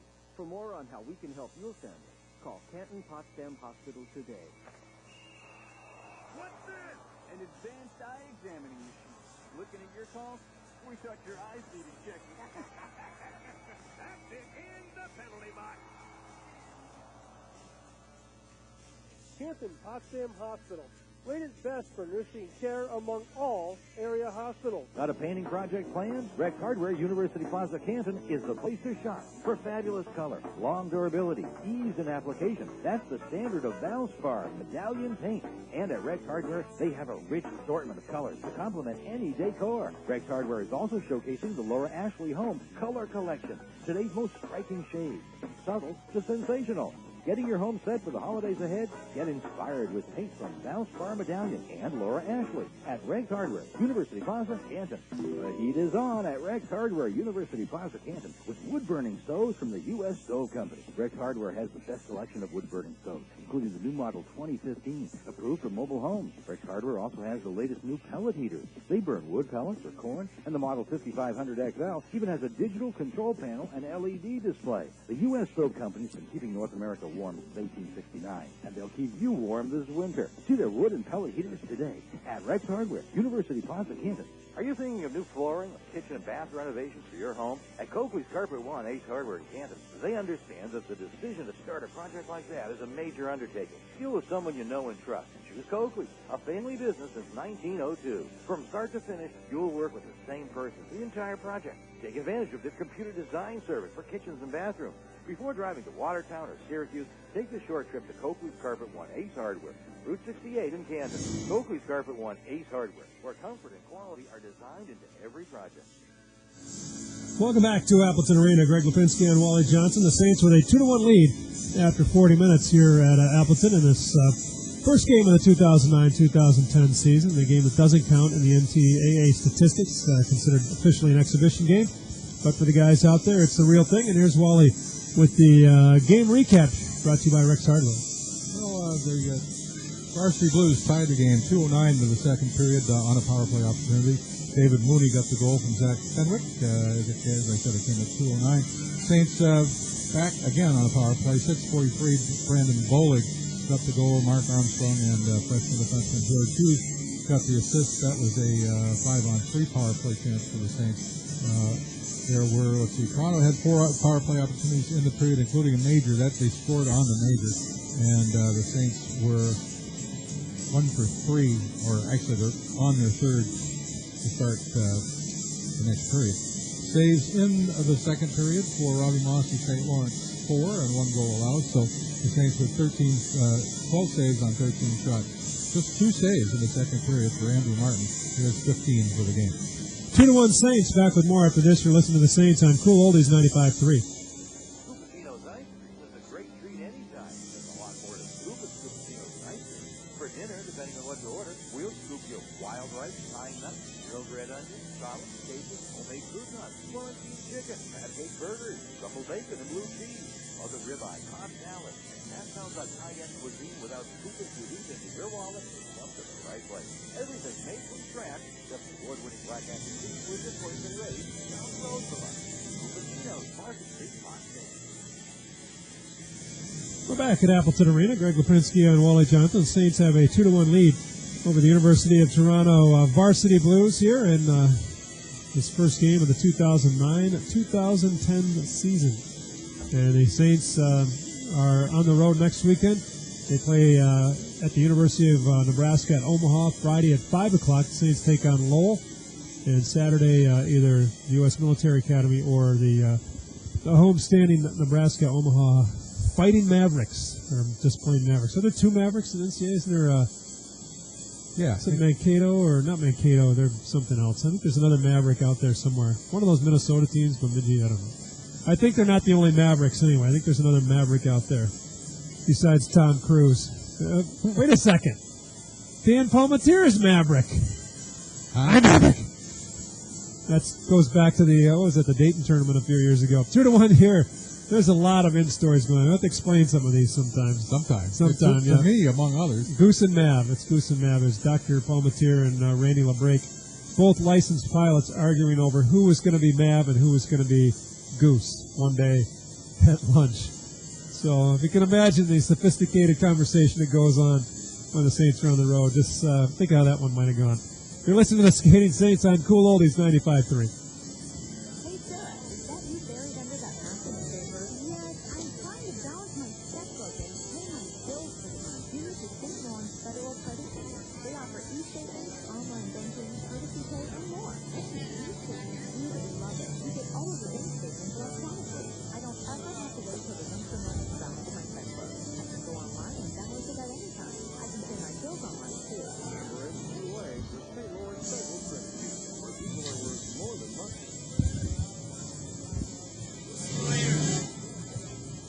Welcome back to Appleton Arena. Greg Lipinski and Wally Johnson. Second period intermission. St. Lawrence holds a 2-1 lead over the University of Toronto Varsity Blues. The Saints with a power play goal in the first period. Jacob Drewiski from Bobby Torney. Then Rick Carton. The time of that goal was 1:52. Toronto tied it. In the second, Moody on the power play. And then St. Lawrence's Brandon Bolig from George Hughes and Mark Armstrong at 6:43 the second, and that's where we are. Saints just 3 shots on goal in the second period. Where they now have a 17-13 shot advantage over the Varsity Blues at this point. We'll be back with some out-of-town scores. Lots of games. As I said, almost every team in NCAA hockey outside the Ivies in action this weekend, mostly against Canadian universities, and then we'll tell you about those after this. You're listening to the Skating Saints on the new home for the Skating Saints, Cool Oldies 95.3. Here's the face-off. Oh, something happening on the ice. What's that? A stethoscope. I know, but you can't face off with that. You nut. What if you could mix the intelligence of great physicians with the toughness of hockey? That's the team you'll find at Canton Potsdam Hospital. Get that thing off the ice. What kind of Zamboni is that? That's no Zamboni, Ref. It's a 64-slice CT scanner that looks at your whole body. Get it out of here. When a hospital hangs tough, it makes a difference in the community. For more on how we can help your family, call Canton Potsdam Hospital today. What's this? An advanced eye examining machine. Looking at your call? We thought your eyes needed checking. That's it in the penalty box. Canton Potsdam Hospital. rated best for nursing care among all area hospitals. Casella Waste Services in Potsdam is Northern New York's leader in residential, commercial, and industrial refuse removal and recycling. Whether you need weekly pickup at home, daily dumpster service at your business location, or recycling help with light industrial waste, Casella Waste Services provides the quality service you want. Join the winning team and call Casella Waste Services today at 1-800-548-7274. Casella Waste Services, proud to serve Northern New York, and a proud sponsor of Clarkson University Golden Knights hockey. The Brewer Bookstore and Cafe is a great place to find great St. Lawrence University gear, like hats, shirts, and jerseys. But that's not all. Visit their website, www.brewerbookstore.com, for a listing of all future bookstore events, like book signings. The Brewer Bookstore is open Monday through Friday from 8 a.m. to 8 p.m., Saturdays from 9 a.m. till 8 p.m., and Sunday from 10 till 5. The Brewer Bookstore and Cafe on Park Street in Canyon, owned and operated by St. Lawrence University, encourages everyone to shop for merchants and organizations in downtown Canyon. Welcome back to Appleton Arena. Greg Lipinski and Wally Johnson, and somebody is putting it all together on the tunes here in the second period intermission. On the out-of-town scoreboard, all of these scores, all these games were last night or yesterday afternoon. There are a bunch more today, but starting with ECAC teams, all these exhibition games. Actually, Friday, the first one was Friday, and the University of Alaska at Anchorage played Southern Alberta IT. Okay. Yep, and it was 9-0 in favor of the Seawolves. Are they the Seawolves? Yeah. They are the Seawolves. Seawolves, yeah. And Rensselaer tied Prince Edward Island, the men from PEI, 3-3, if anyone remembers the Stampeders Canadian group. Great group. Great tunes there. Let's see. Colgate doubled up Waterloo 6-3. It was, I believe that's it for ECAC teams. Michigan Tech, all these games were at the U.S. universities. Michigan Tech beat Ryerson 3-1. Lake State beat Nipissing. Hope I'm saying that right. Nipissing 7-1. BU outshot St. Francis Xavier. I think it was 54 or 58-12, and it was a 2-2 game. 2-2 tie. Yep. I suspect BU will be okay before it's over. Clarkson beat Toronto 6-1. I guess they're in the UCAC. I forgot to mention them. Alaska, not quite as bad last night against Southern Alberta IT, 6-1 last night. UMass, the only team to lose, they lost to New Brunswick 3-2. New Brunswick's good, though. Yeah. Minnesota Duluth beat British Columbia 4-0. Miami beat Windsor 6-2. Niagara, a future state opponent, beat York 5-2. Colorado College beat Calgary 4-2. Bowling Green over Wilfrid Laurier 7-3. New Hampshire over Acadia 8-1. Northeastern beat St. Thomas of New Brunswick 7-5. Minnesota State beat Lethbridge 4-3 in overtime. Michigan beat the under-18 team 4-2. And Connecticut beat Royal Military College 7-2. There's some games, a bunch of games today. Boston College, another future state opponent, playing St. Francis Xavier. Sacred Heart, who will be here later this month, playing St. Thomas of Quebec this afternoon. Let's see, Lowell, who the Saints will play next Friday. They're playing Acadia this afternoon. All these games, Vermont playing in Brunswick today. North Dakota plays Manitoba, RIT, who will be the next St. Home game. Or is it RIT? Yeah, RIT then Niagara. Yeah. So RIT, Niagara, no, RIT. Then Niagara. Then Niagara. Right. And then we go to Niagara in later. January. Yeah, okay. Michigan plays Windsor. Denver, Calgary. North Dakota plays Manitoba. QPAC plays PEI. Minnesota plays BC. Northern Michigan plays Ryerson. Ontario IT plays Mercyhurst. Wilfrid Laurier at Ferris State. And that is about it. Lethbridge at St. Cloud. And those are the games all this afternoon and this evening. There are a couple of non-conference games this week, officially before the Saints get started. On Thursday at Ohio State, it'll be the QPAC, the Renpiac Bobcats against the Ohio State Buckeyes, the Ohio State University Buckeyes, and RPI is at Massachusetts. Both of those games are Thursday, and then the Saints at 5 o'clock Friday will take on Lowell in Omaha, Nebraska. That's the out-of-town scoreboard. Stay tuned. Period number 3 coming up on the scoreboard, brought to you by Canton Potsdam Hospital. Saints lead at 2-1. You're listening to the Saints on Cool Oldies 95.3. Here's the face-off. Oh, something happening on the ice. What's that? That's a stone. I know, but you can't face off with that. You not. What if you could mix the intelligence of great physicians with the toughness of hockey? That's the team you'll find at Canton Potsdam Hospital. Get that thing off the ice. What kind of Zamboni is that? But that's no Zamboni, Ref. It's a 64-size CT scanner that looks at your whole body. Get it out of here. When a hospital hangs tough, it makes a difference in the community. For more on how we can help your family, call Canton Potsdam Hospital today. What's this? An advanced eye examining machine. Looking at your call? We thought your eyes needed checked. That's it. In the penalty box. Canton Potsdam Hospital.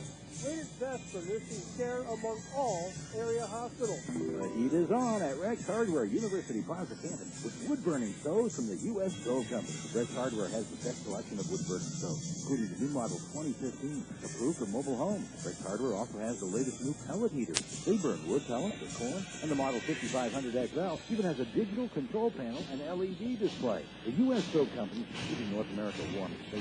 Here come the Saints! At Rex Hardware, University Plaza, Canton. Got a painting project planned? Rex Hardware, University Plaza, Canton is the place to shop for fabulous color, long durability, ease in application. That's the standard of Valspar, Italian paint. And at Rex Hardware, they have a rich assortment of colors to complement any decor. Rex Hardware is also showcasing the Laura Ashley Home Color Collection. Today's most striking shades, from subtle to sensational.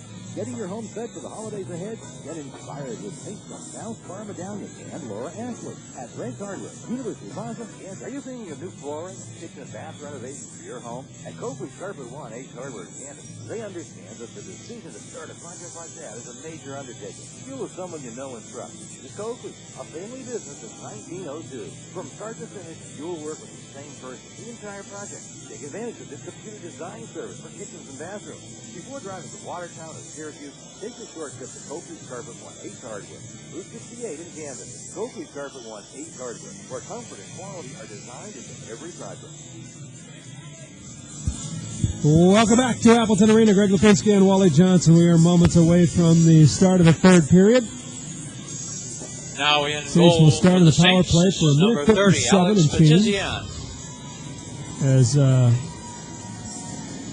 Brendan Sherrard went into the penalty box late in the second period for a tripping call. Trip Brandon Bollig. Alex Petizian now in goal, as we expected. New goaltender for the Saints, Alex Petizian. Or, as T-Bud says, Alex Petizian. What was it? Aaron Bogosian? I think he went with that a couple times. We got excited last year. Actually, Aaron Bogosian's younger brother, Zach, is the youngest assistant captain in the NHL. Is he wearing an A this year? He's wearing an A for the Thrashers. Scored a goal the other night. Rich Peverly off to a great start for the Thrashers.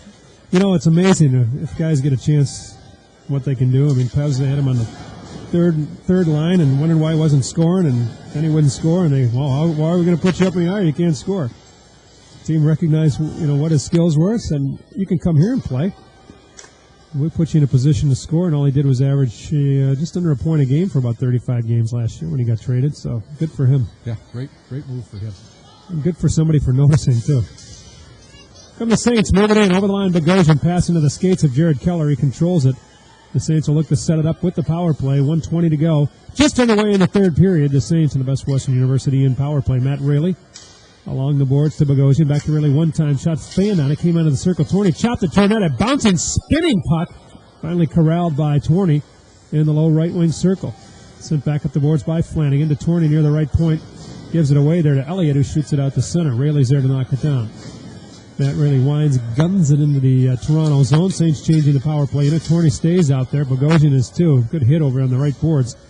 And, of course, the puck freed briefly, but Saints were in the middle of a change and couldn't keep it in. And that hit by Bogosian over there on the right boards, a good, solid, clean hit, will be our Northern Physical Therapy hit of the game. Good job by Aaron Bogosian, and I got a feeling we may see Aaron Bogosian on a few of those hits of the game, along with this guy carrying the puck, Brandon Bollig, goes in. Maybe I'm going to change that. Bollig driving hard to the net. Good save by Martin. And Bollig said, what the heck, I think I'm going to drive the net into the corner. I just changed it. Our Northern Physical Therapy hit of the game going to Brandon Bollig on the net. I think if I hit a net like that, I would need physical therapy, probably for the rest of my short life. Yikes. He drove that thing back into the corner. And the faceoff will come outside. Still 25 seconds to go on the power play. All power play goals here in this game. 2 by the Saints, 1 by Toronto, and that's where we are now. Saint penalty, a Saint player hauled down in the circle late in the power play. Mobley was taken down by the Toronto defenseman. And the line charts here. Tyler Turcotte is going to go in. I imagine that'll be a hold. So Turcotte for a hold at 1:43 will give the Saints a brief 5-on-3. They'll have 14 seconds worth, but the faceoff will be in the Toronto zone. Toronto penalty to number 2, Tyler Turcotte. 2 minutes for holding. Time of the penalty, 1 minute, Turcotte for holding at 1:43, and the Saints on yet another Best Western University in power play. They win the faceoff. Back to George Hughes. Hughes across in the circle. 20 a shot, tipped in front, but goes wide of the goal. I think Clancher got a stick on that. Saints keep it alive in the 5-on-3. Just 4 to go in the 5-on-3. Armstrong along the left boards with it. Plays it back to Hughes at the line. He's got an open player in the circle. Turns, shoots it, and that thing drifts high right into the belly of Martin. Martin stays in his goal pretty well. He doesn't, or maybe that's not so good, but he doesn't come out very far, even up to the blue sometimes. He was well back in his net there. Yeah, sometimes hit him in the chest. Not to be an expert on goaltending, but sometimes if you are too far back in the net, you're limiting yourself a lot of ways. But he just seems to read the puck very well. Yeah, he's done a nice job here this afternoon. So the one power play is over. So the Saints are now 2 for 7. They're on their 8th. Still a minute 29 to go. Here's a chance out in front. Shot saved. Rebound still loose. Good save in there by Martin. It comes back to the circle. Saints keep it alive. Torney. Low right wing circle. Clancher's got it. In the corner. Clancher took it from Armstrong. Back to Armstrong on the right board. Sidesteps a check. Plays it behind to Clancher. Clancher walks it out in front. Tries to jam it in on the short side. Stopped by Martin. Saints keep it alive. 2-1 Saints. 17:20 to go in the period. The period's the third. Puck bouncing around near the top of the goal crease, but it was kicked into the corner by the Blues. Armstrong skates out of the corner. Tapped away from him. Good defensive play there. Didn't see who that was for Toronto, but they get it down the ice. Good defensive play to take it off the stick of the same player, and then another Toronto player with good support there to fire it down the ice for the Blues. 44 to go in the Saint power play. Just under 17 to go in the third. Saints with a 2-1 lead. Saints led 1-0 after one as they lose it in the slot. Get it back. Snapshot. Save made. Martin. Rebound cleared the line. Kept in by Hughes. Hughes sends it toward the side of the goal. The play is read well by the defenseman and tipped over to the circle. Another shot by the Saints there goes wide. Hughes tried to make the hard pass down low, looking for a redirect, and it was read and tipped away by the Toronto defenseman, Andrew Cazzetto. Just 12 seconds left in the Saints power plays. Bogosian picks it up behind his own net, forced to circle back behind by DuPont. DuPont hounding him pretty well. Bogosian now gets it over the center ice line, then into the Toronto zone. The Blues are on at first. DuPont gets there, play to the line, not out. Saints power play is over, but they control the puck. Rayleigh, a shot through traffic again, right into the belly of Martin, who this time came out just to the top of the blue and was able to smother that. Done a nice job here this afternoon. He's already seen a lot more rubber than he did in the second period when he only saw 3 shots. Must have 5 or 6, doesn't he, at this point? At least. 16:08 to go in the third period. The Saints 2, the Toronto Blues 1. Saints led 1-0 after 1 on a power play goal by Jake Drewiski. Toronto tied it in a power play goal in the second early, and then the Saints got another power play goal, Brandon Bowling, to take the 2-1 lead, which they hold at this point. Puck in the Saints' end. Dewey swings it around the boards. Sent up ahead. Drewiski picks it up, scoops it up along the boards, gets to center, jams it in off the boards, and taken by the Saints down in the corner. Drew Weaver gets there first, sends it back in the corner. Puck too far for the same player. It's just chipped off the glass out to center by the Blues. Rayleigh throws it the other way, intercepted by McGrail for Toronto, and he shoots in. Alex Petizian stops it behind his net for Dewey. Dewey goes ahead. Dangerous cross-ice pass knocked down by Tisch, but he couldn't intercept it. Coffey tried the dangerous cross-ice, or had that been intercepted cleanly, Tisch would have had a chance to go in and get a pretty good scoring bid, but he was only able to knock it down. Now Toronto clears. Saints clear, rather. Toronto shoots it back in. And the Saints look to skate it out. Up 2-1 with 15 to go in the third period. Pizzakoulis from Flanagan, or Mobley wrecked down low. Has a chance, and the pass is blocked. Mobley tried to go back down low to Bolig, and the pass was knocked down by a Toronto defender sliding back. Saints with probably their best 5-on-5 pressure of the period. There's a shot by Pizzakoulis smothered by Martin. Face-off will be in the Toronto zone. Part of that's probably is that there haven't been any penalties here, just one here in the third period, so the Saints have been able to get some lines and get some continuity going. But they've looked, to me, they've looked the best here in the third period, 5-5. They've looked the whole game. Yeah, I think you're right. Here's Mobley to take the draw for the Saints against Linnaeus. For Toronto, Linnaeus wins it. Blues control it. Pass ahead to DuPont. He gets through the neutral zone, flips it into the right wing corner. Petizian stops behind his net, keeps it alive, sweeps around the boards. Bolig goes after it, given a bump there. The puck comes free, but the Saints follow up and clear. Mobley out to center, picked off at the line by Toronto. Up to Fountain. Fountain gets it into Linnaeus. Too far, though. Petizian comes out into the corner and sweeps it back up the glass. Puck bounces off the high glass down low. And Toronto's able to pick it up again. Here's DuPont. Paul DuPont for Toronto spins away from the pressure of Mobley, runs into the Saint defender now. That was Peter Child, but Toronto still controls the puck. Toronto hasn't had a lot of 5-on-5 either, where they've kept the play in the St. Lawrence zone. But they have a pretty good shift going right here. Battle for the puck along the boards, kept in by Turcotte now. Back behind for DuPont. Tries to lay it out in front, pass knocked down, but they still control it to the Blues.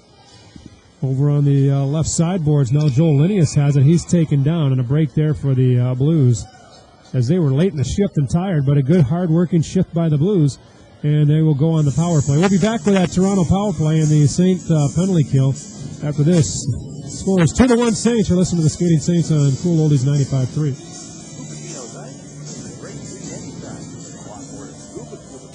Saints penalty to number 12, Max Mobley.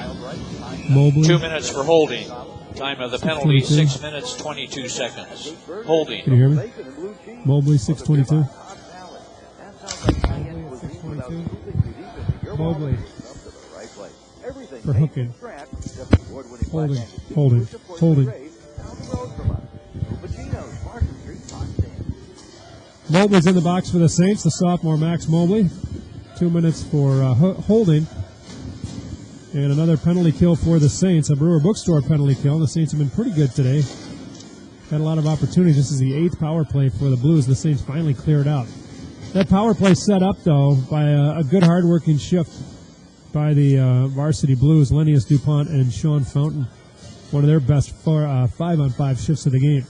2-1 St. Lawrence with the lead here. Just under 13 minutes to go in the third period. Toronto gets it to the line, slapped away there by Dewey, and he gets it all the way back down the ice. Bogosian up front for the Saints on this penalty kill along with Jared Keller. And then on the back line, you've got Torney and Jordan Dewey. Here come the Blues back over the line, 4-on-3. Now they settle it down. The Saints get back in. Toronto with a late shift change or another penalty or power play player on the ice. There's a shot, big rebound given up by Petizian. The puck was wide of the goalie, threw the pad out. Toronto can't make them pay for that. Hard cross-crease pass. Nobody can catch up to that. Toronto sets it up again. Here's a chance by Elliott. He had some open net, but he waited too long. Then he tried to go cross-ice to Kay, broken up by the Saints. Kay gets it, though, in the corner. Now to Elliott. Elliott comes out with it. Back to the line to Sherrard. Sherrard back to Elliott, top of the right circle. To Cazito. Cazito back to Elliott. One-timer through traffic. Tipped on. Save made. Rebound loose. They jam away. And it's kept out by Petizian. Puck was loose there for... it seemed like quite a while when you're watching from here, but Petizian was able to cover, and Toronto came close to tying the game there. 20 seconds to go in the varsity Blues power play, and in the Saints Brewer Bookstore penalty kill. Face out to the left of Alex Petizian. Linnaeus in there to take the draw with Kyle Flanagan. Flanagan wins it into the corner. Childs whacks at it there. Around the boards for Clancher. Clancher backhands it up the boards. Whoa. And out of play. Bopped somebody on the Toronto bench.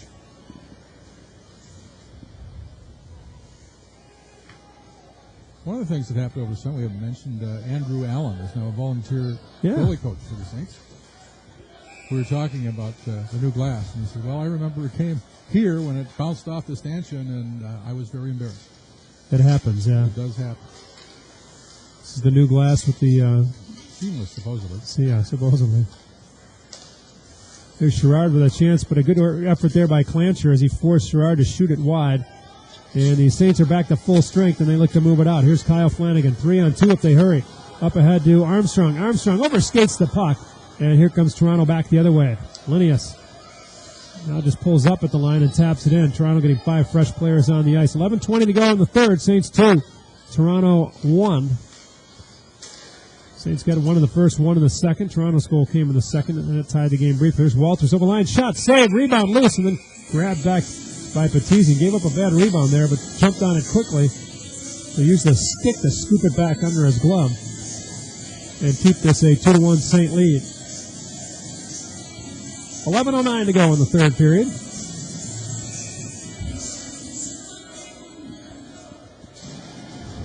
McGrail and Drewski about to take the draw, but we got a whistle before they drop it, or as it's dropped. Saints had too many men on the ice. Face off to the left of Alex Petizian in the right wing circle. 2-1 Saints, 11:09 to go in the third. And Toronto wins it back to Walter. Walter throws it through traffic. That hit a Saint glove. I think Drewski knocked that down. Dyer was there as well. And Saints pick it up and move it out. Driven hard into the Toronto zone. Tapped that by the Blues, who again are going with just 3 lines here today. Only 3 lines dressed. And they move it back out 2-on-2. Mooney gets it into the Toronto zone. Or into the St. Lawrence zone, rather. The Saints take it away there. Played up the boards. Walters a shot. Gets through. Stick save by Petizian. And it goes out of play. The faceoff will be to Alex's left. Approaching 10:30 to go here in the third period.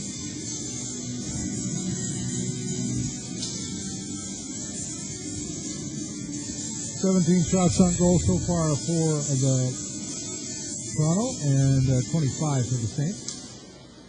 Saints with just 3 shots on goal in the second period. 1 of them went in the net. That is the difference in the game at this point. Brandon Bullock on the power play.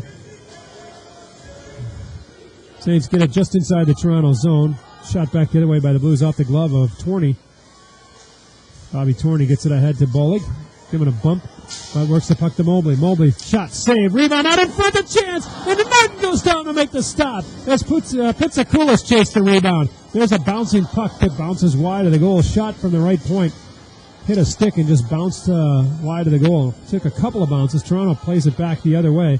It's going to be icing on the varsity Blues as the Saints came close again there. And then maybe Andrew Martin's best save of the game. And he's quite pleased, I think, that bouncing puck didn't go on net because that could have gone anywhere. Face off a B to Martin's left in the right wing circle with 10 minutes exactly to go here in the third period. Toronto was trying to figure out that no change on the icing rule. And when you're skating short like this, that's where it's tough. That's where it gets a little dangerous, actually. Guys out there really tired at the end of a shift, they could get hurt. They're still trying to figure who should be on the ice. We haven't had many icings today, just a couple. No. Don't ask us. Yeah. When they start looking up here, I'm in trouble. Face off to the left of Martin. Have that Cheshire Cat grin, like, do your best, boys. 4 of them out there. They gotta help me. Yeah.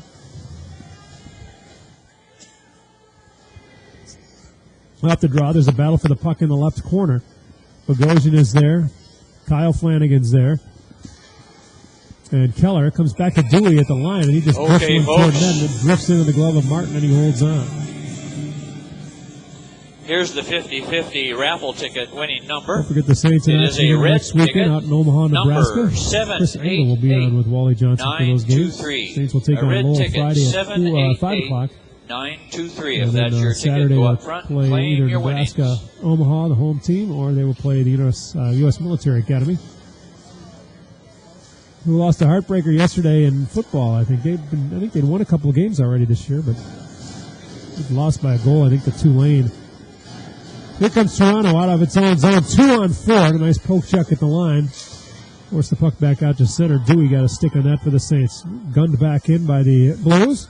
9:15 to go in the third. Saints with a 2-1 lead over Toronto. Saints have never trailed in this one. They took a lead early. Just 152 in. Jake Drewiski scored a power play goal. And just 4 minutes after Toronto tied the game in the second, Brandon Bollig scored a power play goal. Now the Saints move it into the Toronto end. They jam away toward the front of the net. I don't think that puck ever got through to Andrew Martin. And here comes Toronto back the other way, 2-on-2 this time. Good defensive play over there by Torney. The puck rolls into the corner. Check it out, it's Rayleigh, 52, not 55. Battle for it in behind the Saint net. Saint player goes down. Toronto player goes down. Puck squirts to the front of the Saint net, taken there by Kyle Flanagan. Saucers one ahead to Bogosian. Right wing pass over to Keller. Keller now waits for his team to change up. Loses the puck on the circle. The Saints complete the change. But Toronto's going to be able to get it out here. Here's Dupont. Gets to center, shoots it in. And this is going to be icing. I thought it was. The official had his arm up, and I don't know why I was waved off. At any rate, we're continuing here. Clancher up over the line the other way for the Saints. Clancher moves down in behind the net. Sharp angle shot hit the side of the goal. Armstrong tied up, smacks at it anyway. Puck bounces out in front. Now sent back into the corner by the Blues. The Saints take it, though. Carden back up to Armstrong. Quick snapshot save made by Martin with Clancher right in his back pocket. Good job by the Saints there, and another good job by Andrew Martin. 7:56 to go. The faceoff will stay in the Toronto zone. Some good shifts here by the Saints, 5-on-5. 29-17 now the shots on goal, so they've picked it up again here in the third period. Now Weaver's out there with Coffey and Drewiski.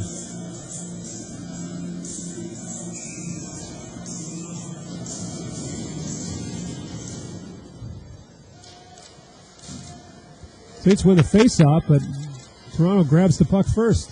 They move it over the line, 2-on-3. Centering pass broken up by the Saints mainly because the Saint defender Dyer knocked down the Toronto player.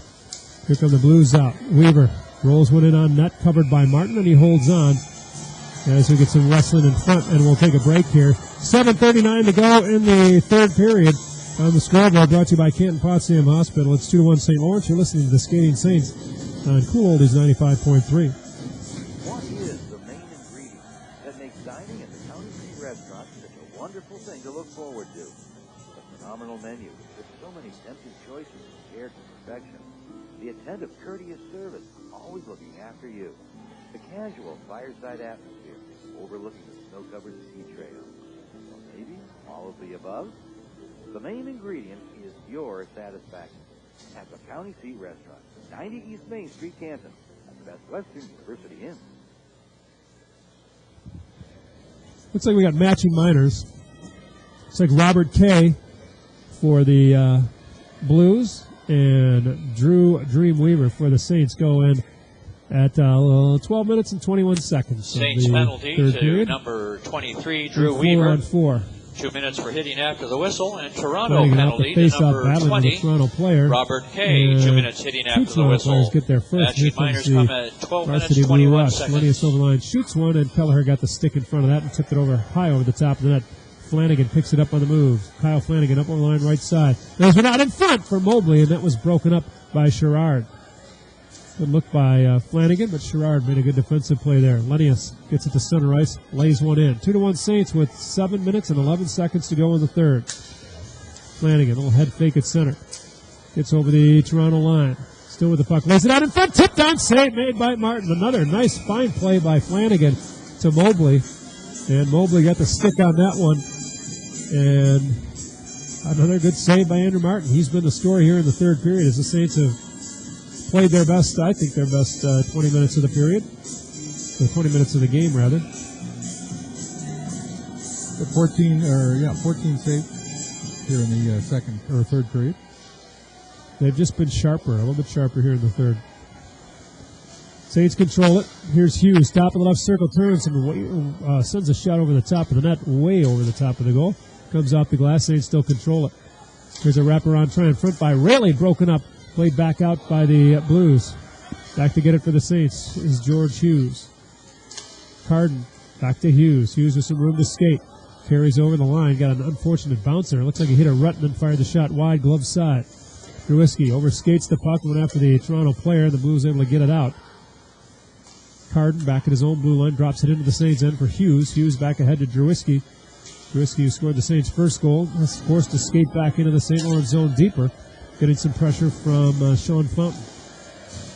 Fountain is out there with Lennius and DuPont. This has been a good line here in the third for the Toronto Varsity Blues, who trail it by a goal. 25 seconds to go in the 4-on-4. Saints with the puck deep in their own zone. Look to get it going here. And Child gets it out to Dyer. Matt Dyer shoots it hard in. Kept in by Child at the left point. Wines fires. Well wide of the net. Keller tried to get a stick on that, but it sailed wide. The Blues pick it up. With 4 to go in the 4-on-4, they just dump it in. And the teams are now back to full strength with 5 minutes and 35 seconds to go in the third period. Child with it for the Saints ahead to Brandon Bollig. He's got the go-ahead goal here as puck comes out, shot back in by the Blues.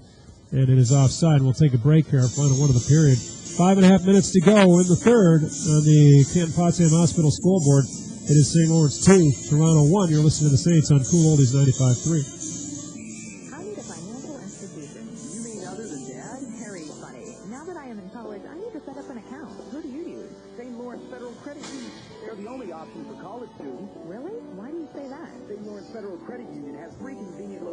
Offering one-stop banking. They have free checking and savings accounts and more. They have a free debit checking card, unlimited check writing privileges, and no minimum balance requirements. The St. Lawrence Federal Credit Union, where people are worth more than money. Never NCUA. We're back at Appleton Arena. Greg Lipinski and Wally Johnson. Saints lose it just inside their own line, but getting back into the play is George Hughes and blocked a long shot. And Alex Petizian never had to make a move on that one. Comes back to the line. Turk got a shot, a little dipping shot that's sticked aside by Petizian. Hughes picks up the rebound, lays it ahead behind the Armstrong, and shot back toward the line by Toronto. But actually hit a Toronto player, Mooney, and came all the way back into the UT zone. Mooney, who's got the Toronto goal, shoots one in. Now Toronto going for 5 fresh players on the ice. Saints pick it up. Drewiski forced back deep by Tisch. 4:40 to go in the third period. The Saints with a 2-1 lead over the Toronto Varsity Blues. Saints took a lead early, 1-0, less than 2 minutes in. Toronto tied it, a little over 2 minutes into the second. And Brandon Bollig in the third, as the Saints are going to be called for icing here. Brandon Bollig in the second period, gave the Saints a lead about 4 minutes and change after Toronto had tied it. All 3 goals in this game have come on the power play. Both teams have had some 5-on-3. Toronto had a lengthy 5-on-3. It was about a minute 26 or so. Saints able to kill that one. That was in the first period. Right. Face out to the right of Alex Petizian in left wing circle. 4:24 to go in the third period. 2-1 Saints. Looking for their first victory of the season. Although it won't officially count. We'll know. Yeah. Here's Sherrard with it. Lines nowhere to shoot, so he just drives it back into the corner. Kay's got it behind his net. Kay battling there with Dewey. Kay works it to Elliott.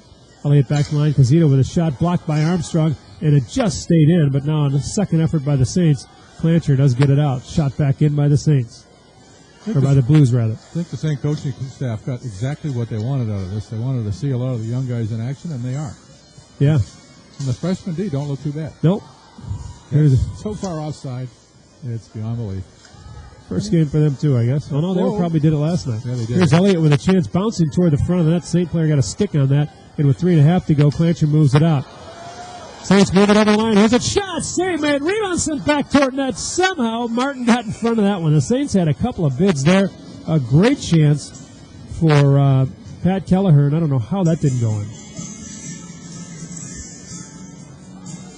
Well, the goalie just stacked the pads and put them on it. A lot of times you say, well, you know, everything's hitting him. It looks like hitting him in the chest, but good goalies make you do that. They square up well. And he's made some great saves. Yeah, he has. He's been solid, especially here in the third. He's had a very good third period to give his team a chance to tie the game anyway. No scoring here in the third period so far. Saints have had plenty of opportunities. They win this face-off with 3:20 to go. The Saints don't need goals now, but they're only up by 1. Here's a chance out in front, and that was Bogosian. He stopped, although I think it hit the side of there, or maybe a defender got in the way of that one, but he was in tight. The Blues move it off the boards into the St. Lawrence and bounces back into the corner, and we got icing here coming up on Toronto. That was a high flip pass and just a little too high and hard. Faceoff comes back down in the left wing circle to the right of Andrew Martin. 2-1 St. Lawrence with the lead. Saints take advantage of the icing to change. Toronto, of course, can't. Gurewski wins it back to Child. Nowhere to shoot, so he lays it into the corner now behind the Toronto net. Comes all the way around the board's far side. Squirts free. Shot by Dyer. Blocked wide of the goal. Toronto goes after the puck in the left wing corner. And they send it back behind the net. Hard up the boards, but not a good clear there. And it's kept alive by the Saints. It was Matt Dyer who zipped that back in behind the net. Gurewski with a hit forced the puck free along the left boards. Saints doing a good job keeping the pressure on here. Centering pass bouncing out in front. The Saints try to jam away short side. And the puck was still, looked like it was bouncing around there. But referee Couture blows the whistle. And it looks like the face-off will be in the Toronto zone with 2:34 to go. Teams will be able to change up. Both teams, Toronto will be able to change this time. Toronto defenseman Mark Cleaver talking to referee Couture. And that didn't do much, so on his way onto the ice, Joel Linnaeus talking to referee Mike Baker. And that accomplished just about as much. So now we're ready to drop the puck to the right of Martin. Mobley out there with Pizzakoulis and Bolig. Toronto comes away with the puck, but they give it away in the circle. Mobley with a shot, save made, and the rebound is loose. The Saints can't put it in, but they still control it. And now we've got a whistle, and I think the net is off the magnets is why we have the whistle there. Yeah, I see it off there. Yep. The post in behind and to the right of Martin. Looks loose. It was fine till Bolig drove it into the corner there earlier in the period. Everything was fine. He might have dented it, might have demagnetized the magnets. He hit it hard enough. Faceoff will be in the left wing circle. Of course, a couple of years ago they changed the rule, so the faceoff will always be on the dot instead of at the rim of the circle or out near the blue line. I kind of like the rim of the circle. I just like to say the rim of the circle sometimes. Mm-hmm. Well, you can say it, and then we'll correct it. I can just say that no more faceoffs in the rim of the circle. There you go. Would it be the arc of the circle? Or it's a lot of math, I know. No, that's geometry. I didn't do well in that either. Toronto's going to be called for icing again, I believe. No, yeah. Yep. There they are. And actually talking about Bolig knocking the magnetism out, I didn't do well in physics. I don't think that'll happen. Actually, I did do well in physics. It was just a long time ago. It was a real long time ago. Face-off back in the Toronto zone. 2:02 to go in the third period. The Saints with a 2-1 lead on the University of Toronto Varsity Blues. I wonder how much physics has changed since 1965 when I last took a physics course. Perhaps a little. It landed on the moon and Mars and everything else since then, so probably a little. You're right. Toronto is going to take a timeout. The Blues take a timeout here with 2:02 to go in the third period, and I'm looking around for the schedule. Next home game for the Saints, October 15th and 16th. Actually, I think that should be 16th and 17th, whatever the proper dates are. They're off. 16th and 17th, right, because 16th and 17th, that's Friday and Saturday against the RIT Tigers and the Niagara Purple Eagles. And the Saints will travel to Niagara in January. And what's better than Buffalo in January? Penalty to Toronto, penalty number 4. Sean Cleaver, a 10-minute misconduct. Oh, so Cleaver was having the conversation earlier with Timmy Kotira. Misconduct.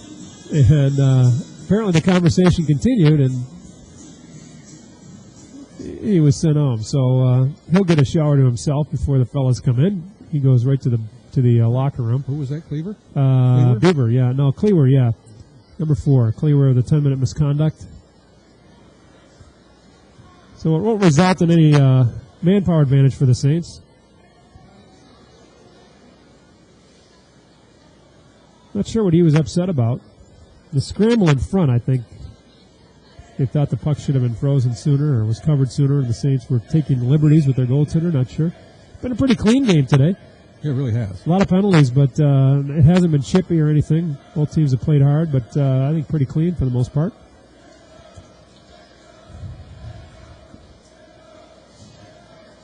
Still a lot of conversation going on the Toronto bench with the coaches, and referee Kotira comes over and is having a conversation. Now, they're still talking. We had conversations going on everywhere.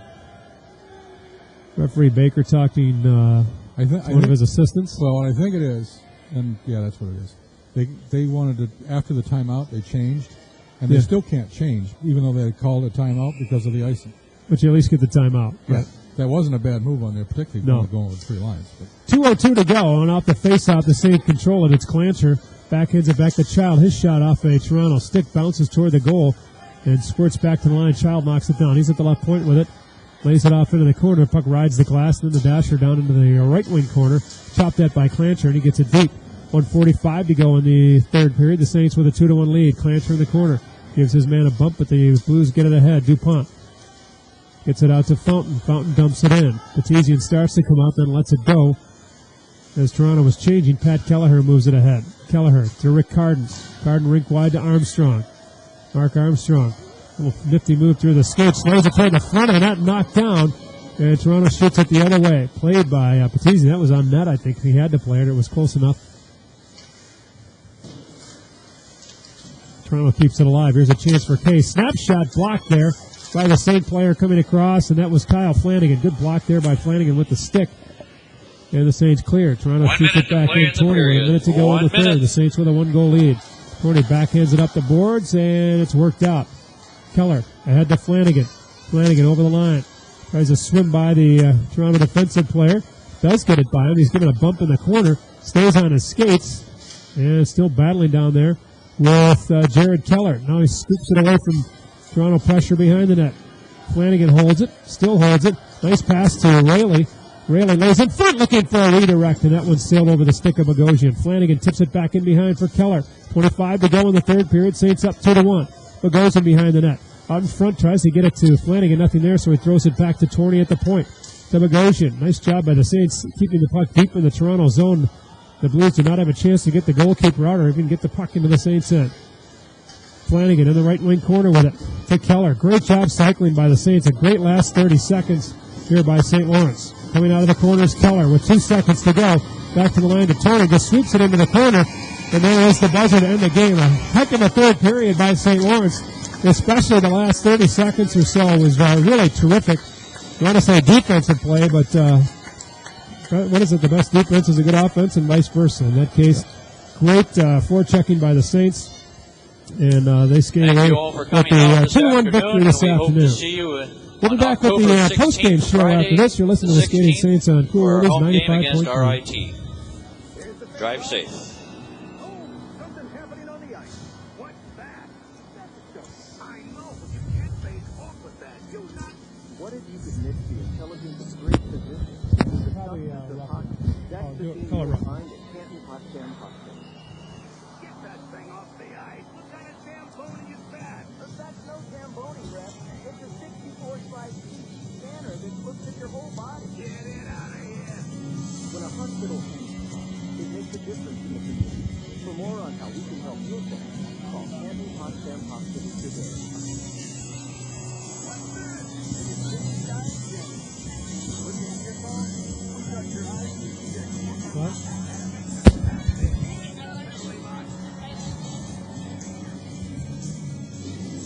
0-0. Got a painting project planned? Rex Hardware, University Plaza, Canton is the place to shop for fabulous color, long durability, ease in application. That's the standard of Valspar medallion paint.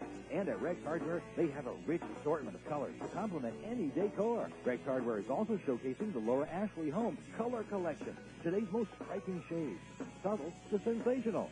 Getting your home set for the holidays ahead? Get inspired with paint from Valspar Medallion and Laura Ashley at Rex Hardware, University Plaza, Canton. The heat is on at Rex Hardware, University Plaza, Canton, with wood-burning stoves from the U.S. Stove Company. Rex Hardware has the best selection of wood-burning stoves, including the new model 2015, approved for mobile homes. Rex Hardware also has the latest new pellet heaters. They burn wood pellets or corn, and the model 5500XL even has a digital control panel and LED display. The U.S. Stove Company's been keeping North America warm since 1869, and they'll keep you warm this winter. See their wood and pellet heaters today at Rex Hardware, University Plaza, Canton.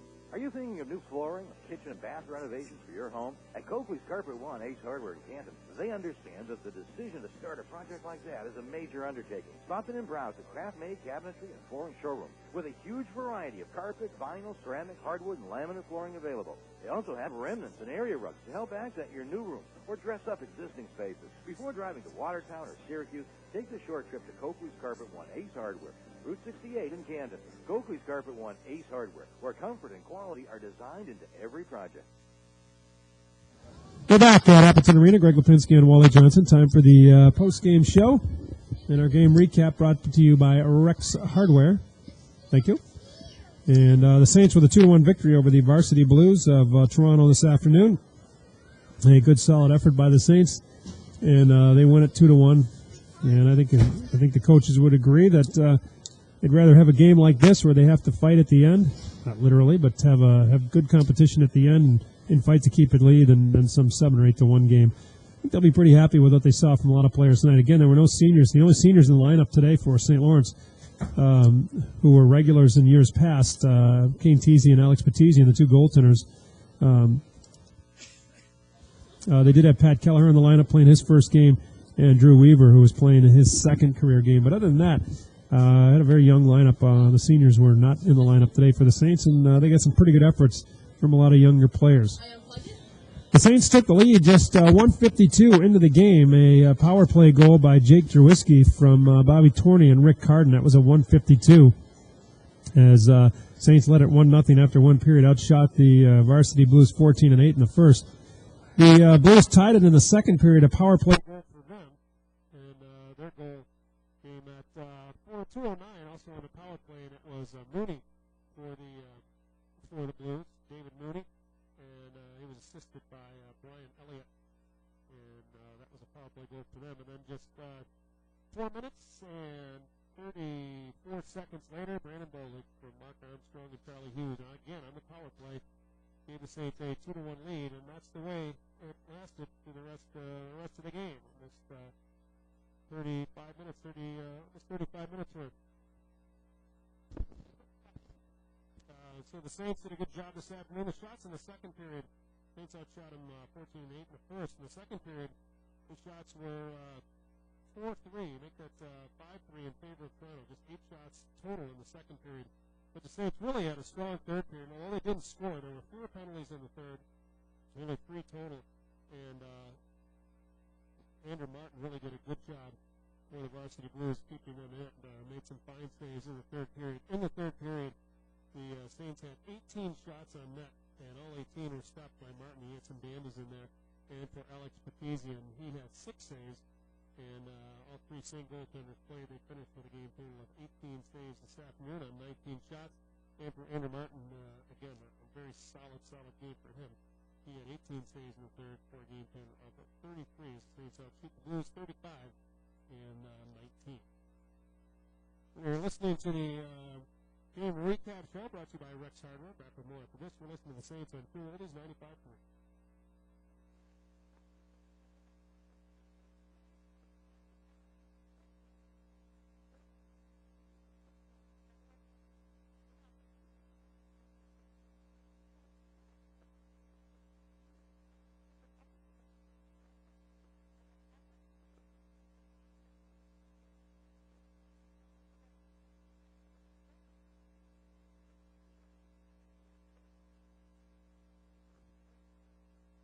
Welcome back to Appleton Arena. Final score, St. Lawrence 2 and the Varsity Blues 1. The Saints with the 2-1 win today. Goals by sophomore Jake Jerwiski and Brandon Bolig. These goals and points and saves and even the victory will not count on the career totals for anybody, or season totals for anybody, but it's a good solid win for the Saints. Got some young guys a chance to get in there and get their feet wet. I thought Kyle Flanagan had a real good third period especially. And I think part of that was that they finally stopped having a lot of penalties in the third period. For the game, Toronto 10 penalties for 28 minutes. They got a late misconduct with a couple of minutes left. And St. Lawrence had 8 penalties for 19 minutes.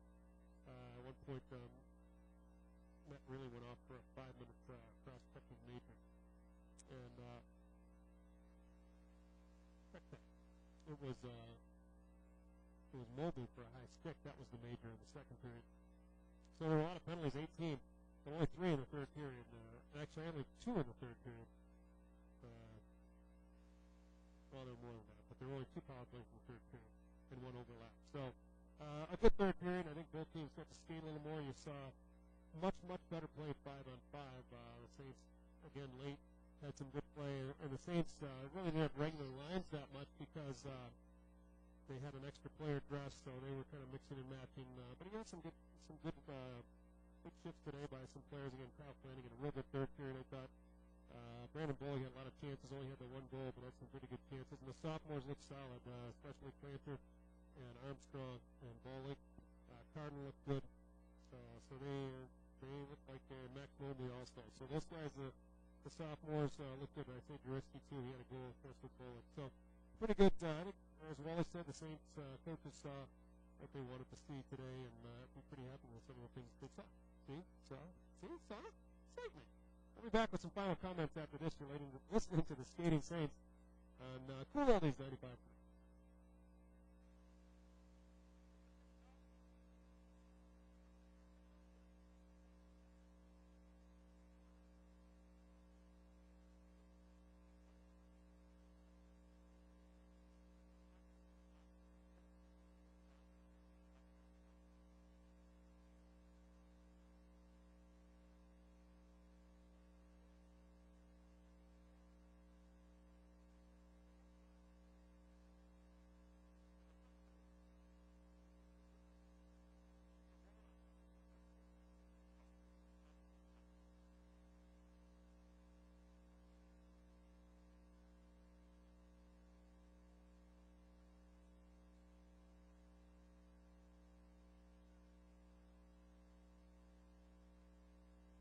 Welcome back for the final time this afternoon to Appleton Arena. Greg Lipinski and Wally Johnson. The Saints in 2-1 win over the University of Toronto Blues today. Jacob Jurisky and Brandon Bollig power play goals around a Toronto power play goal. And that is the difference in the game. All 3 Saint goalies played. Kane Peasy 8 saves in the first. Robbie Moss 4 in the second. Alex Papizian 6 in the third. And 18 for the saves. A good night for Andrew Martin. Good afternoon and evening for Andrew Martin. 33 saves for him, including 18 in the third period. The Saints action, next action is Friday from Omaha, Nebraska, as they will take on the University of Lowell Riverhawks, the mythical bird that came from the river. Where the river is down there. Is it the Merrimack River that goes through Lowell? I don't know. It's around there anyway. But the mythical Riverhawks this Friday, who are not mythical, they're a very highly ranked team. Picked to finish second in Hockey East, and that's in the Nebraska and Omaha, Nebraska this week. Chris Engel and Wally Johnson will have that game as well as Saturday's game for you. Saturday, the Saints will take on Omaha or Army, U.S. Military Academy, before the Saints head back home in 2 weeks for the home opener of the NCAA games, the 16th and 17th of October against the RIT Tigers and the Purple Eagles, of Niagara University. That's going to do it here this afternoon from Appleton Arena. Final score once again, St. Lawrence 2, University of Toronto 1. Good afternoon, everybody. Thanks for listening to the Saints on Cool Oldies 95.